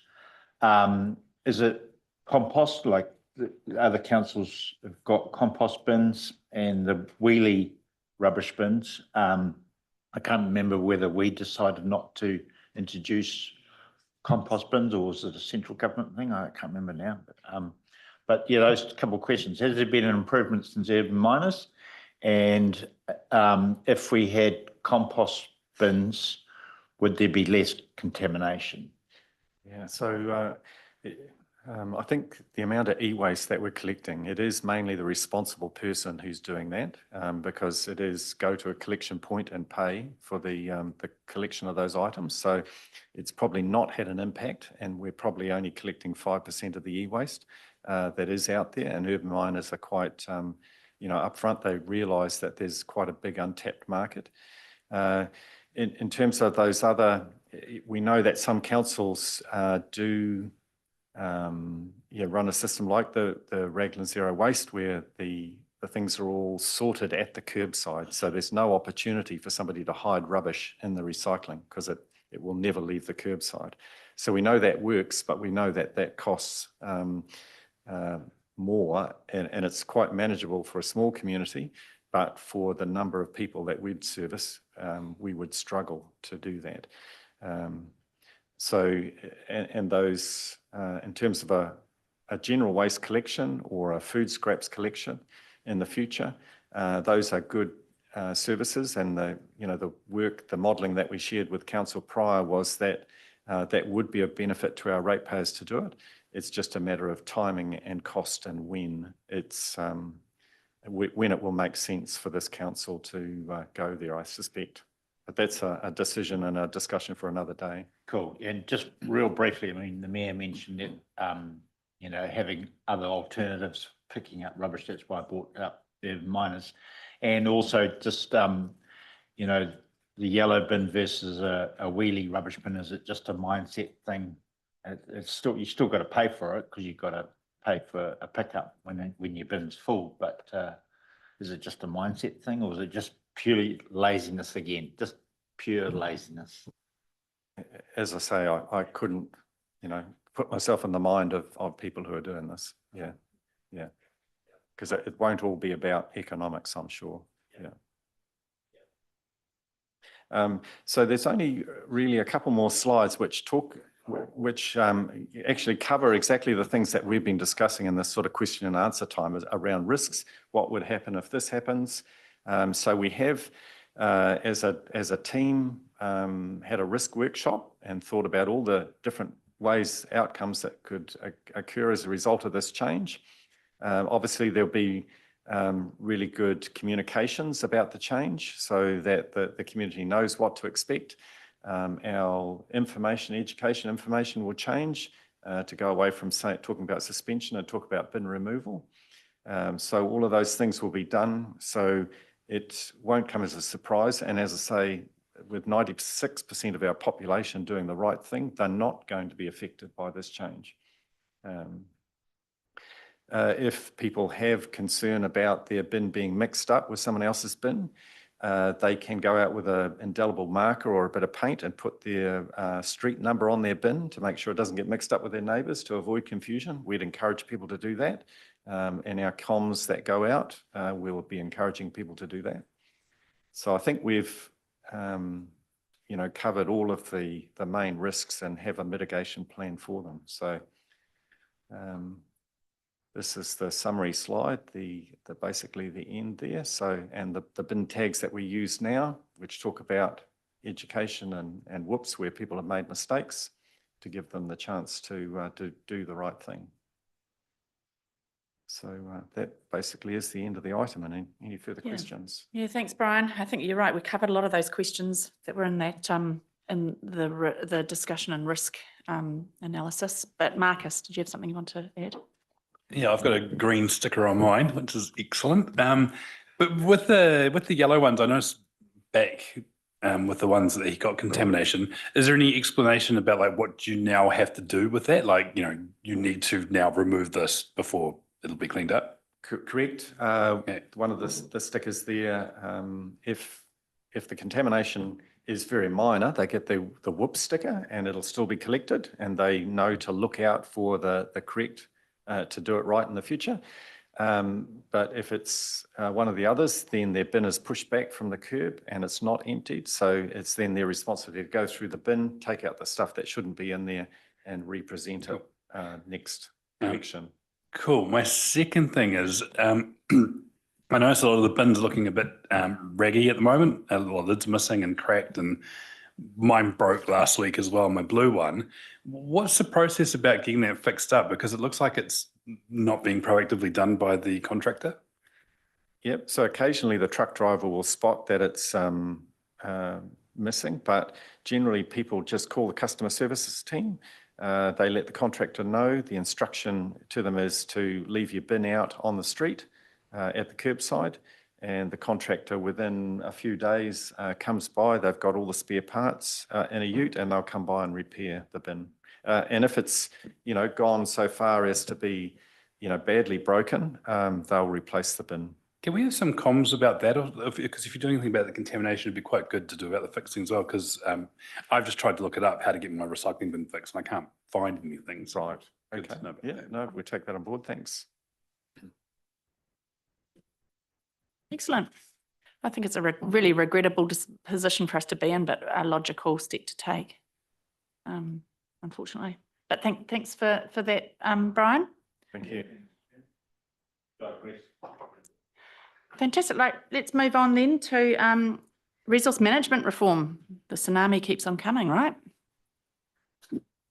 And we have David Topman with us and Peter's back.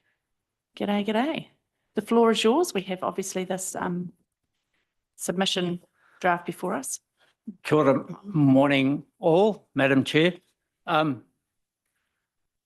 As you said, this is another step in the resource management and planning reforms. And have we got the presentation? Anyway, I'd just like to start by saying, just note, this is only a discussion document. So it's not proposed changes that are to happen right now. It's a discussion document, and interestingly, although it's called Package 4, and it follows the Package 1 to 3 that you helped contribute to a council submission in July on that package of reforms, that went into guiding national reform or national policy reform right now. Peter will talk to where that landed. I'm going to talk about the Package 4, and Package 4 is about intentions for the actual new legislation. So it's nothing we're going to see anytime soon. And just to reiterate, we're submitting on a discussion document, so we're not sure where it's going to land. We have no certainty that what is covered in the discussion document will actually be incorporated into new law. So let's go through it.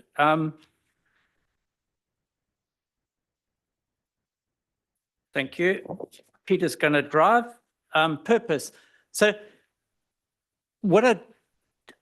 I'm going to talk to the Package 4, going to cover the main proposals, and then look at how it impacts, as we see it, Waipa, and what our main submission points are. And then to finish off, Peter will talk about what the main points were of the Package 1 to 3 submission that was lodged on the 26th of July. Right, next slide. So as I said, it's quite confusing, the terminology being used currently, and sometimes it feels like it's done deliberately just to keep you really confused. There's right at the top, there's talk of phase 2 and phase 3. So we're in we've just finished phase 2, the packages 1 to 3, and this is the first step going into phase 3, which will be the new legislation. Now, next slide. To further complicate it, they talk about 3 pillars, and this is the first of 3 pillars. And we're to expect more information on pillars 2 and 3 towards the end of the year. This pillar is about, as it says in the slide, freeing up land and removing unnecessary barriers for enabling housing development. So you'll be aware, if you've been tracking resource management reform since 2009, maybe, going that far back, housing has been a key issue, and the cost of housing has remained a key issue for successive governments since the John Key government. We then had the Productivity Commission look at it, and there's always been at the basis of government concern that our planning is a major encumbrance to the cost of housing. This is another attempt probably at looking at that. Move on. Yeah.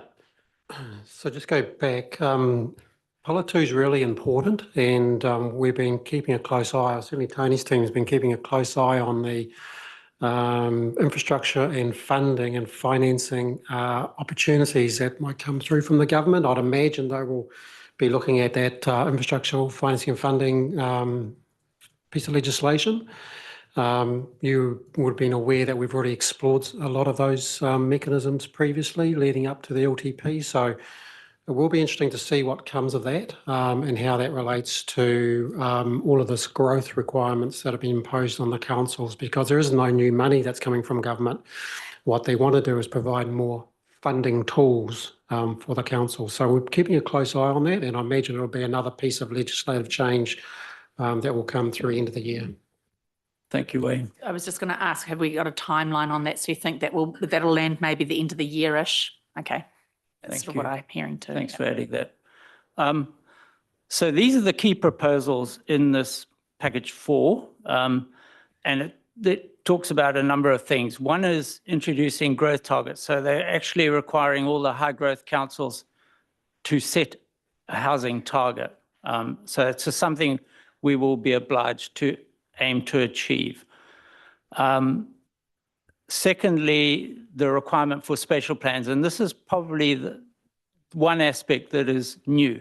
Up until now, we've never talked about spatial planning in the resource management arena. So this is new, and it is, from our point of view as planners, the kind of a really good thing, because it's talking about planning for the future, to take a more proactive response to planning for growth and how we respond to growth. Other aspects, it talks about intensification, and it's a little bit more tailored than previously. Previously, it was intensification everywhere. Now they're talking about in the right place, and also allowing for mixed development, and again, in the right place. There's also mention of the medium density residential standards, and the optionality that was being looked at is to be removed. So there was a regulatory impact assessment done, and it concluded that remove the optionality. It's basically, the conclusion was it's doing good things. We're going in the right direction, keep it. There's only allowance for Auckland and Christchurch to have an alternative. And then the last thing is maybe something that speaks to ACT's agenda, and that's this concern with keeping us focused on things that relate to an actual site and what they call externalities. Things that affect third parties should not be part of council planning. That's for developers to choose whether to take into account or not.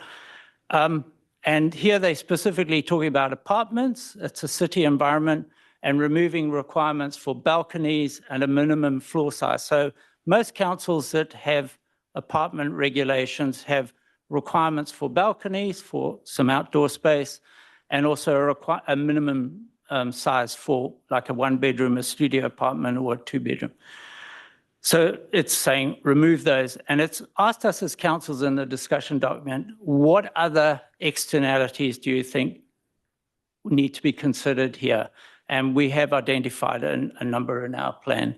And they go to things like the amount of outdoor space that should be provided for.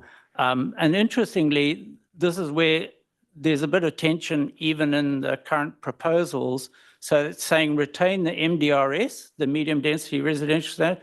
The medium density residential standards actually have provision for things like the amount of glazing facing onto a street. They have a minimum distance that you need to be able to see out of a window, open space, before you look at another building. So those would all be things that would be removed from consideration. And then moving on, this is probably the biggest area of concern for us or interest, and that goes to something, again, not a new matter. You'll remember we were lumped in with Hamilton as a Tier 1 council, and along with that, seen as a Tier 1 urban environment. And that's the thing as a planner that we have a problem with, is that we're not cities in Waipa. We are talking about town environments, quite different to a city environment. So on the one hand, we accept we kind of fall under that metropolitan umbrella, that we share interests and functionality issues with Hamilton, but we would also like recognition that we are also separate entities at an urban level. We have rural towns or service towns that, as I think I've said to you guys before, more than 60% of our working population live and work locally. They're not commuting to Hamilton, and that is a key definition for Stats NZ. So if most of our workers were commuting into Hamilton, we'd be simply seen as part of Hamilton. Stats NZ, if we move on. And another one. And another one. So this, I threw in this map, and it might have initially been confusing. What's the purpose of this map? And it was simply, it's done by Stats NZ, and it usefully shows the kind of functional metro area of Hamilton. In other words, an area where everybody within that dark blue, grayish blue area is dependent on Hamilton, in terms of where they work, where they live, recreate. And you'll see there's those little orangey blobs to the south. That's Te Awamutu in Cambridge, and a bit further out, Morrinsville, and Matamata Piaka is a little one on the right. And you'll see when, on the bigger map of North Island, you can see there are other examples where this is true. You can see Wellington down in the bottom, and there's blobs for Masterton, and there's Otaki and Levin, and in fact, Kapiti Coast are seen as separate. So in terms of the Wellington one, it would be lumped in with Lower Hutt and Upper Hutt and Porirua, but it doesn't include anything further than that. And so coming back to us in Hamilton, this is the key issue for us, is we're town environments, we'd like to be recognised as that, not just city. That kind of, if we go back, it was that one size fits all kind of concern. And, sorry? So you're not saying go back? No, and yeah. And then we can move on, thank you. Because I've also realised we're probably short on time. I was asked to put in a slide about the pros and cons of this Tier 1 urban authority. And as we all learn in this arena, careful what you ask for, because you do get things that you don't expect. But we've tried to itemize here some pros and cons with this, going with this Tier 1 authority. And on the pro side, there's this access to funding. Wayne mentioned support for infrastructure. We all know that the current model is not working. Growth is not paying for growth. And we need other ways of enabling our growth and getting that infrastructure that's required paid for. So that's on the pro side. Another thing on the pro side, it allows for joined up planning. We've got future proof. It's kind of proved itself, its benefits, that kind of looking at things in a joined up way with bulk infrastructure. We're looking at water currently. We've been doing it with transport and public transport in particular for a good while yet. We've been sharing resources on consenting and planning for a good while. And then lastly, it's that recognition as a fast growing area. You're kind of, you've got limelight on you, whereas if you chose to, or government threw you out of that high growth area, we'd stand less chance of getting the squeaky wheel, getting the oil. On the con side, there's a lot more regulatory requirements that would come with this. You'll know every 3 years we have to do a assessment of development capacity for both business and housing. It's quite a tedious technical exercise. Its value is still questionable. And in fact, it's interesting reading the regulatory impact assessment. They conclude that Waipa does not have enough development capacity for long-term growth. So even though our assessment says, yes, short-term, there is a problem with housing affordability, it's resolved long-term, they've just said, 30 years, you don't have enough infrastructure, serviceable land development capacity. There's no explanation as to how they reached that, but I think that's the kind of, you guys, kind of need to sort this out. We will have more expense required in meeting those requirements, so it doesn't come cheaply, as you know. And the other risk on the con side is being lumped in with Hamilton and treating as you're the same, you're a tier 1 urban environment, and no allowance for variation. We saw it with the medium density residential standard. It's a little bit, one size fits all. And we had to do Plan Change 26 too, and spent a lot of money to try and argue for a bit of leeway there, flexibility. Yeah. Monty. Just a quick question. Yeah. Waipa got specifically mentioned in the regulatory impact assessment. Yeah. Did everyone else, or No. were we called out? No. It's interesting. I mean, reading through it and then suddenly see, oh, Waipa, it actually gets a mention. Okay. I don't know why. Yeah. This is the point about spatial planning. As mentioned there, we support the proposal. We think it's a good one. It's a good way of identifying your opportunities and constraints right up front. You all know that councils throughout New Zealand have tended to put developers in the lead and tell us where they want to take development, and we simply respond to it. This is much more council taking the lead and having a plan. I mean, we have it to a degree with our growth strategy, and this would be just reinforcing that, I think. We recognise that the input of iwi and mana whenua is critical. The staging of future urban areas, as is in our growth strategy, we've recognised that's important, so you don't just open everywhere all at once. And the need to set long-term strategic goals and objectives. I mean, we've seen a little bit of this through Ahuaki, but it's that forward planning. Having a plan is better than not having a plan. Right, next one. And this just goes to the point about the housing growth targets, the need for flexibility, again, the one-size-fits-all mentality. It is odd in these proposals. They do, on the one hand, recognise the need for flexibility, that there is allowance for. They talk about allowing for precincts and overlays. But on the other hand, there's this kind of tendency to just lump everything together. You're a tier 1 authority, tier 1 urban environment. We'd support a simpler process for towns with trying to deal with, if we are obliged to do a housing target, we think there's an easier way of doing that without doing a massively expensive economic assessment every time.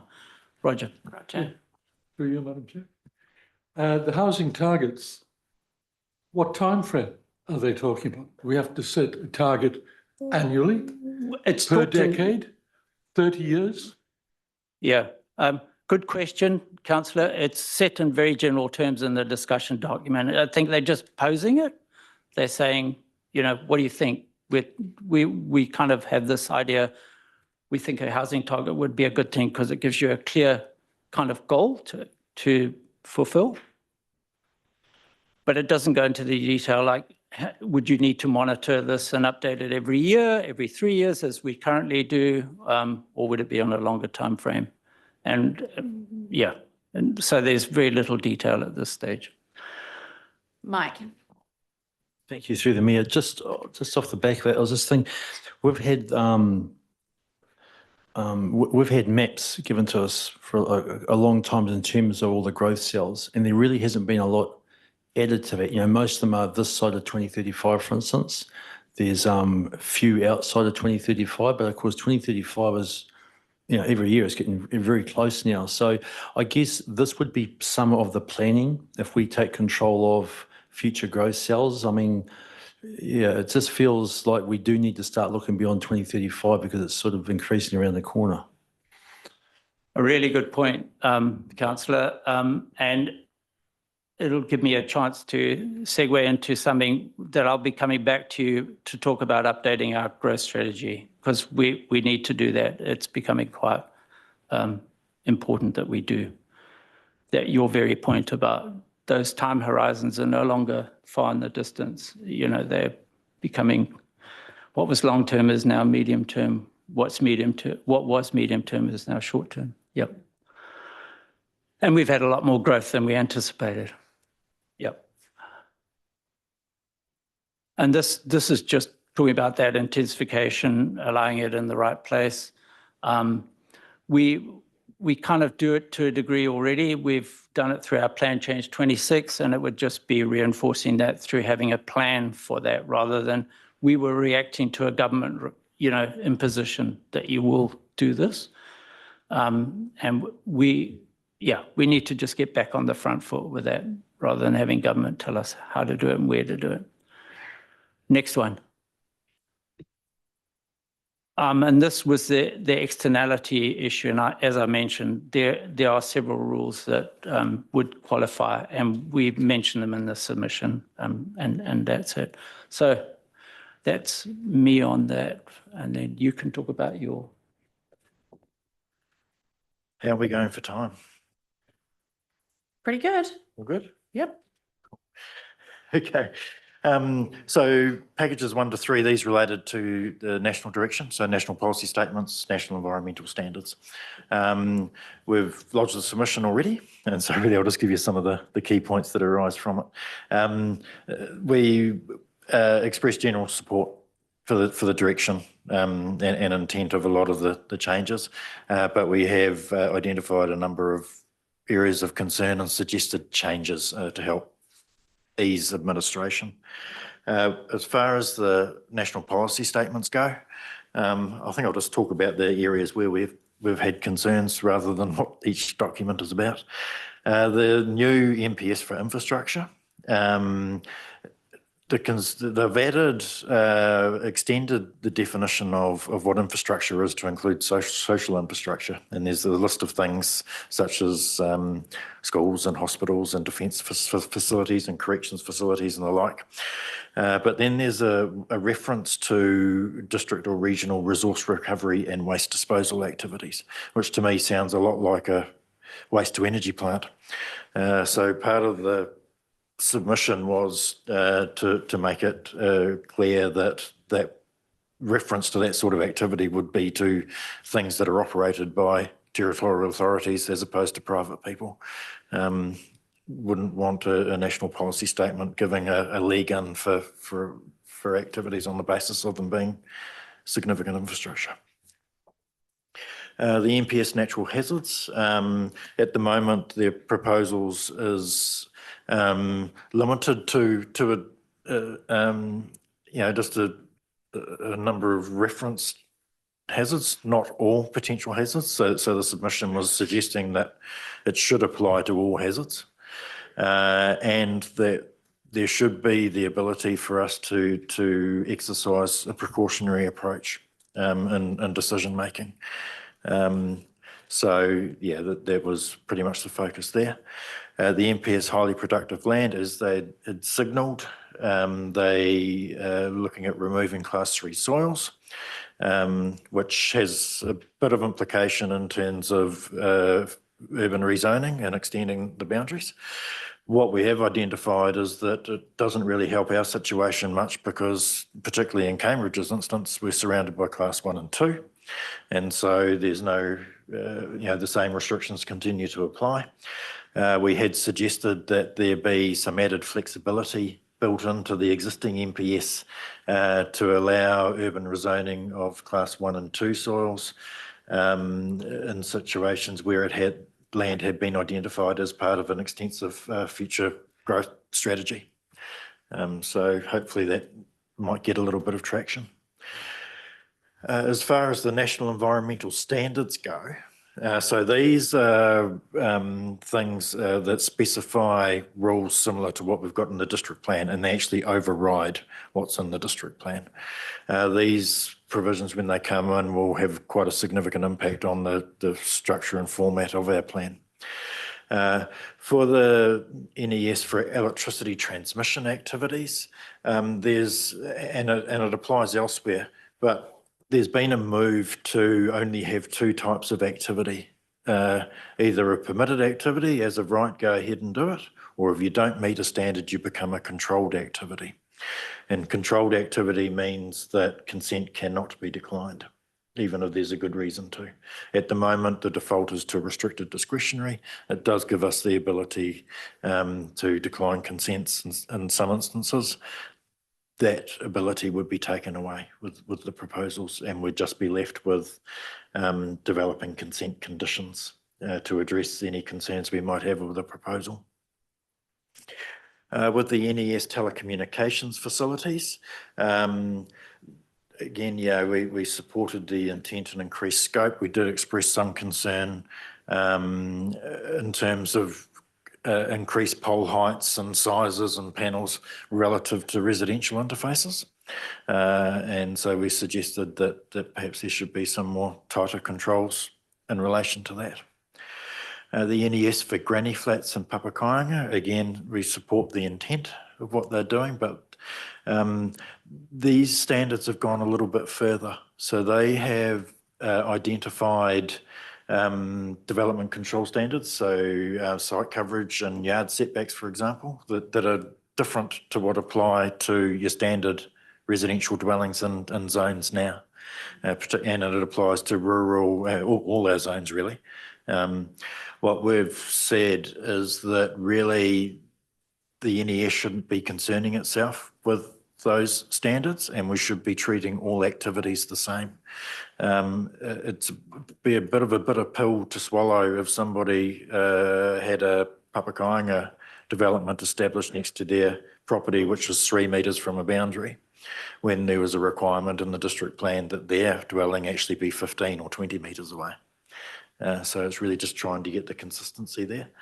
The other concern was that going straight to permitted activity status, a lot of people might just press on and build the likes of granny flats without actually informing themselves of what other controls might apply in the district plan. For example, if you're in a hazard area or if you're in a landscape area, and we're saying the concern is that people will go ahead and build, and then it'll come to our attention later, and either they'll be required to remove what they've done or apply for a retrospective resource consent. So sort of suggesting that there should be a step where people are encouraged to come and talk to us so they can get all the information. The NES for commercial forestry, at the moment, people planting forests are required to give us specific plans, give information on their proposed planting and replanting. And the proposal is that the requirement to do that would no longer apply. And so we wouldn't necessarily be aware of when people propose to plant or new forests or replant existing. Claire. Yes, thanks. And just on that, also the management of slash, because that's been pretty topical around the country. Like, do you know if there's any controls or standards? So there are controls in relation to slash. They're already in the commercial forestry standards. They relate specifically to regional council functions. So it's not something that is within our mandate to control. But just getting back to the information requirements about, replanting plans. So do you see that as a particular weakness then for the territorial authorities' functions? I think that it's handy for us to be aware of when things are happening, you know. Again, the NES does have some controls about locations where people can plant relative to landscape areas or even heritage areas and sites of significance. And, you know, again, it's just good practice to have, you know, let us know what's happening so we can identify any issues ahead of time. Thanks. The final part was that both the MPS for Indigenous biodiversity and highly productive land, they've changed some of the provisions to increase the ability for mining and quarrying activities to occur in SNAs and highly productive land. And generally, you know, there's still a test, there's still controls that apply in those areas. That those tests have just been watered down a little bit. But yeah, we have expressed support for that increased flexibility. And that ends the story. Yeah, interesting, eh? Just fast moving. And to your point around the Papakainga and probably more specifically granny flats, they had a lot of feedback from a lot of real estate agents who's just, it's quite murky for them. And I mean, for obvious reasons. And I've, yeah, been, have hoping that staff can work with holding a couple of sessions with the sector directly, just to sort of give them the state of play as we currently know it.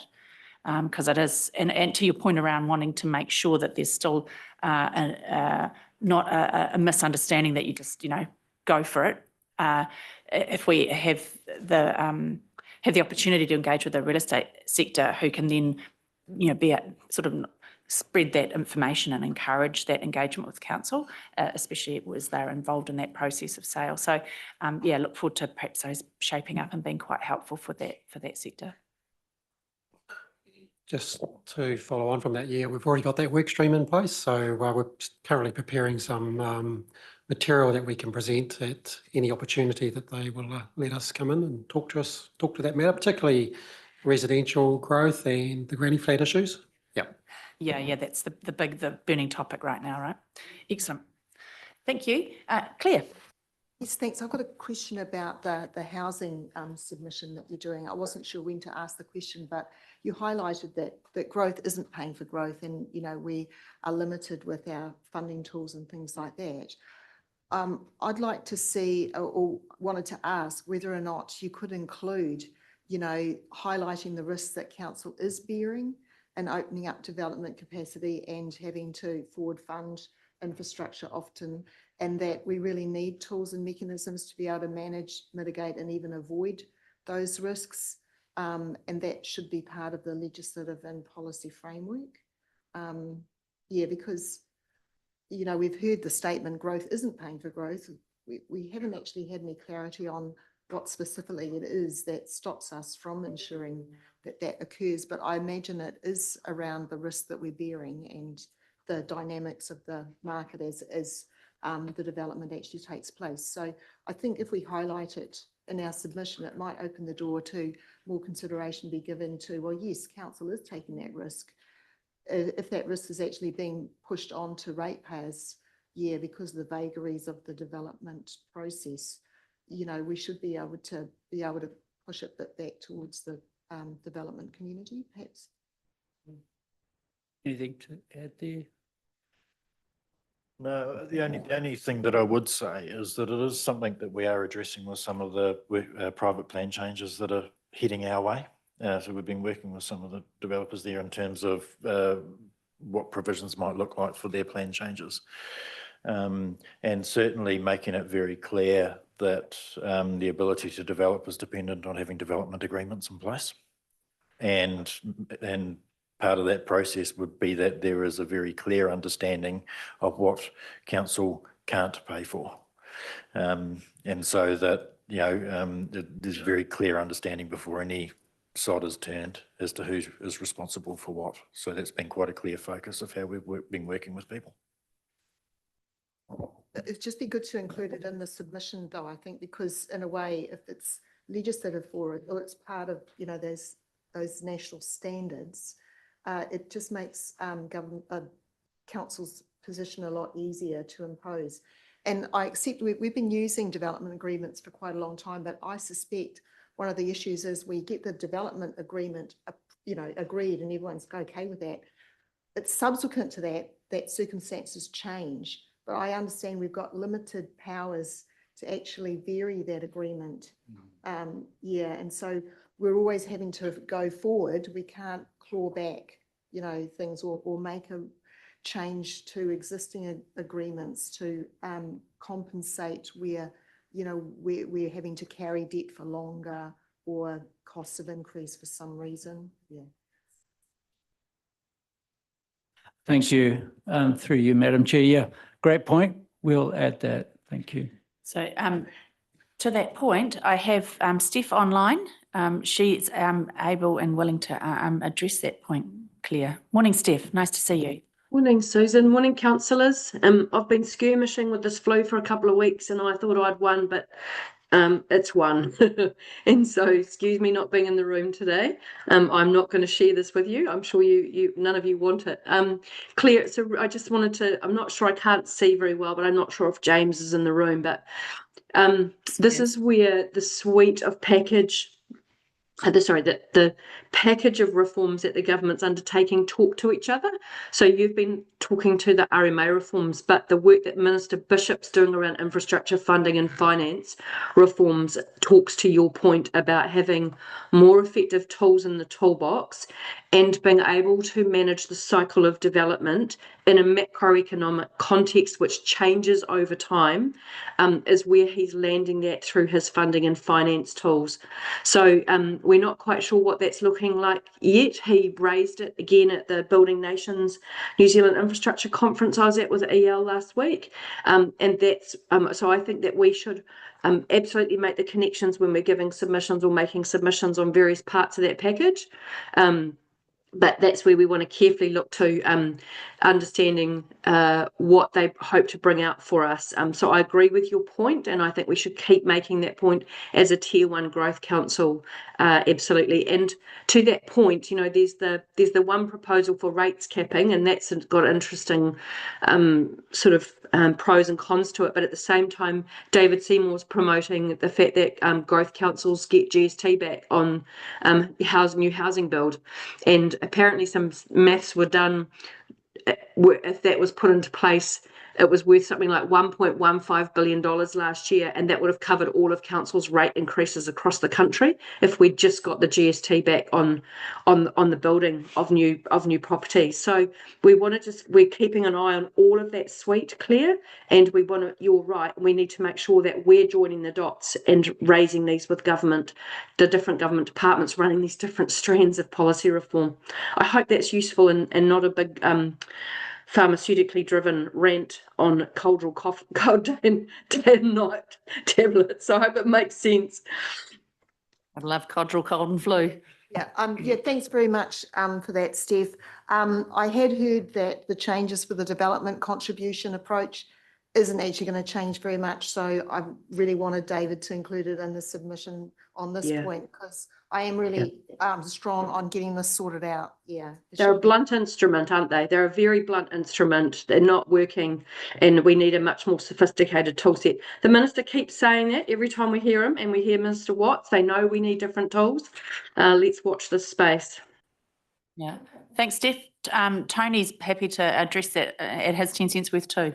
Yeah, just through the chair, just noting that, the pillar 2 that has been mentioned, we have been working with DIA across all councils that hold a development contribution policy have. We did workshops with them in March of this year, and then also at the working group conference that was held a couple months back.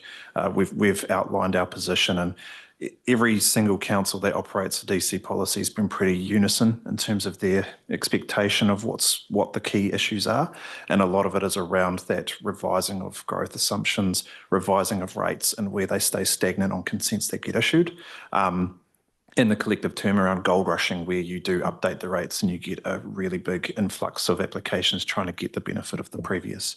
So we've been quite clear And the initial feedback that we have from DIA and some of the tools that they want to enforce through that pillar, we've been very supportive of that approach. It gives some balance between both the council's obligations and developers' enticement to actually get underway with the subdivision application instead of submitting it, holding it for 5 years, doing a small little section 127, then increasing that timeframe. So we've been really excited to see those tools, but when it hits us in terms of a legislation, that's what we're really hoping to see is adopted by Cabinet as they prepare the bill. So it is a bit of a wait and see, and similar to what these gents are working on here, there will be an opportunity, potential opportunity to submit and endorse what they're doing. Yeah.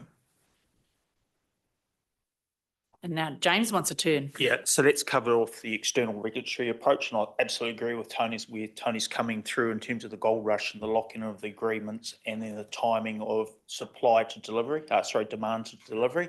So the other thing that we're working on, and we've got our first workshop at the end of this month, is scoping up how we as an organisation work across that supply, the demand side where Tony is, where the capital delivery program is, where EL is, and where the DC collection, revenue, pricing, all that, where I am, to work that way.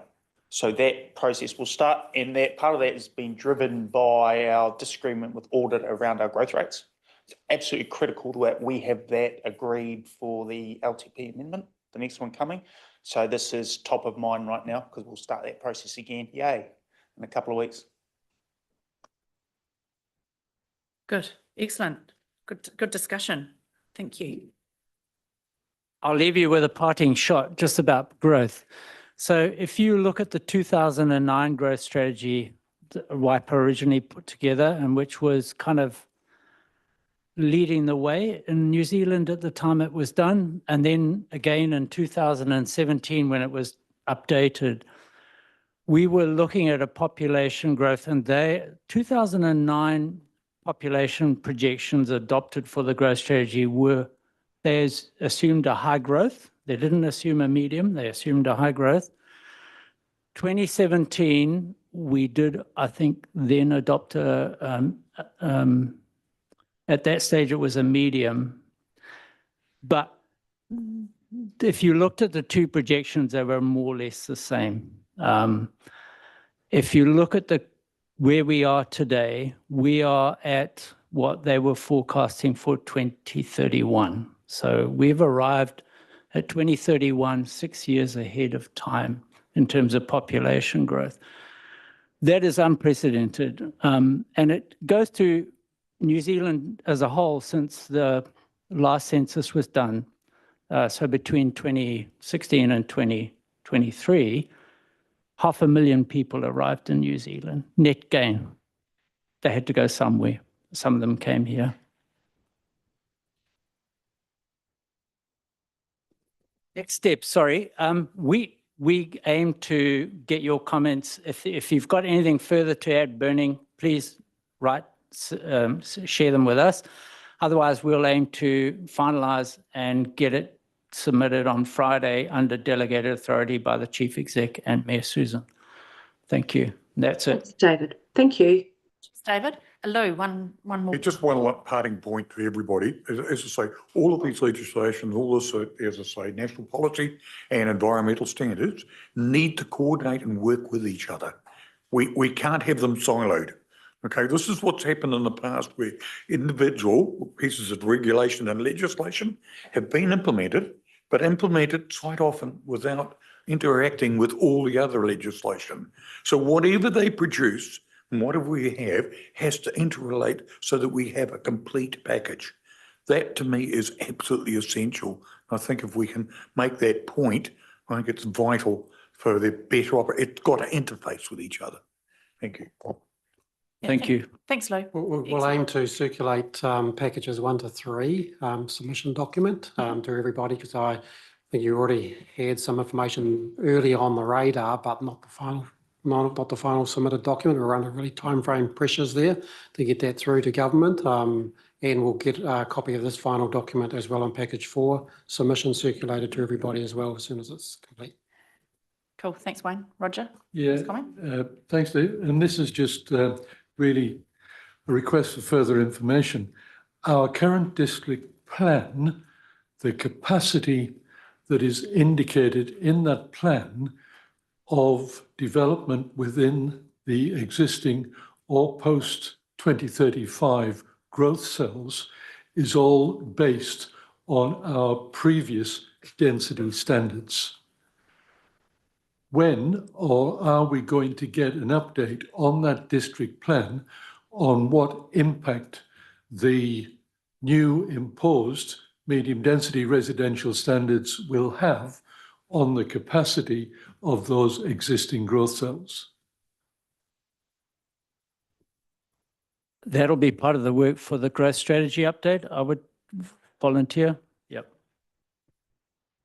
Going to be a really important piece of work, the YPAR 2050 review. So, the question was asked around that earlier, because we're getting requests not only for some post 2035 coming in earlier, but also for some changes within growth cells as well. That needs to be reflected. And it's going to inform other key projects like your Cambridge Connections project as well. So there's interdependencies there. So really important work that Dave and the strategy team is going to be working on over the next few months and bringing that together. Yeah, and in our team there. So just wanted to sort of make that point. Can I just go on from that? Because one of the things in Cambridge Connections is that one of the data sets that actually is used within that will be the WRTM. And the WRTM and the land use will be dependent upon what changes will occur in that land use because of these high residential density requirements. Are we going to have that review of the growth strategy within the timeframe to enable a review of the WRTM and land use changes to incorporate in Cambridge Connections? Complicated question, but Can I Madam suggest, Chair, were you going to say something? I was going to suggest we just sort of take that offline, just on account of the fact that we've got externals having to come in and we've got time pressures here, but and probably a pretty complex question to be asking our gentlemen here, relevant, but probably a bit much to expect them to be able to respond to right now. So look, thank you so much for that great update on the ever moving sands of resource management reform. Some of it welcome, some of it tricky, some of it not welcome. But thank you very much. Great briefing. Right. So moving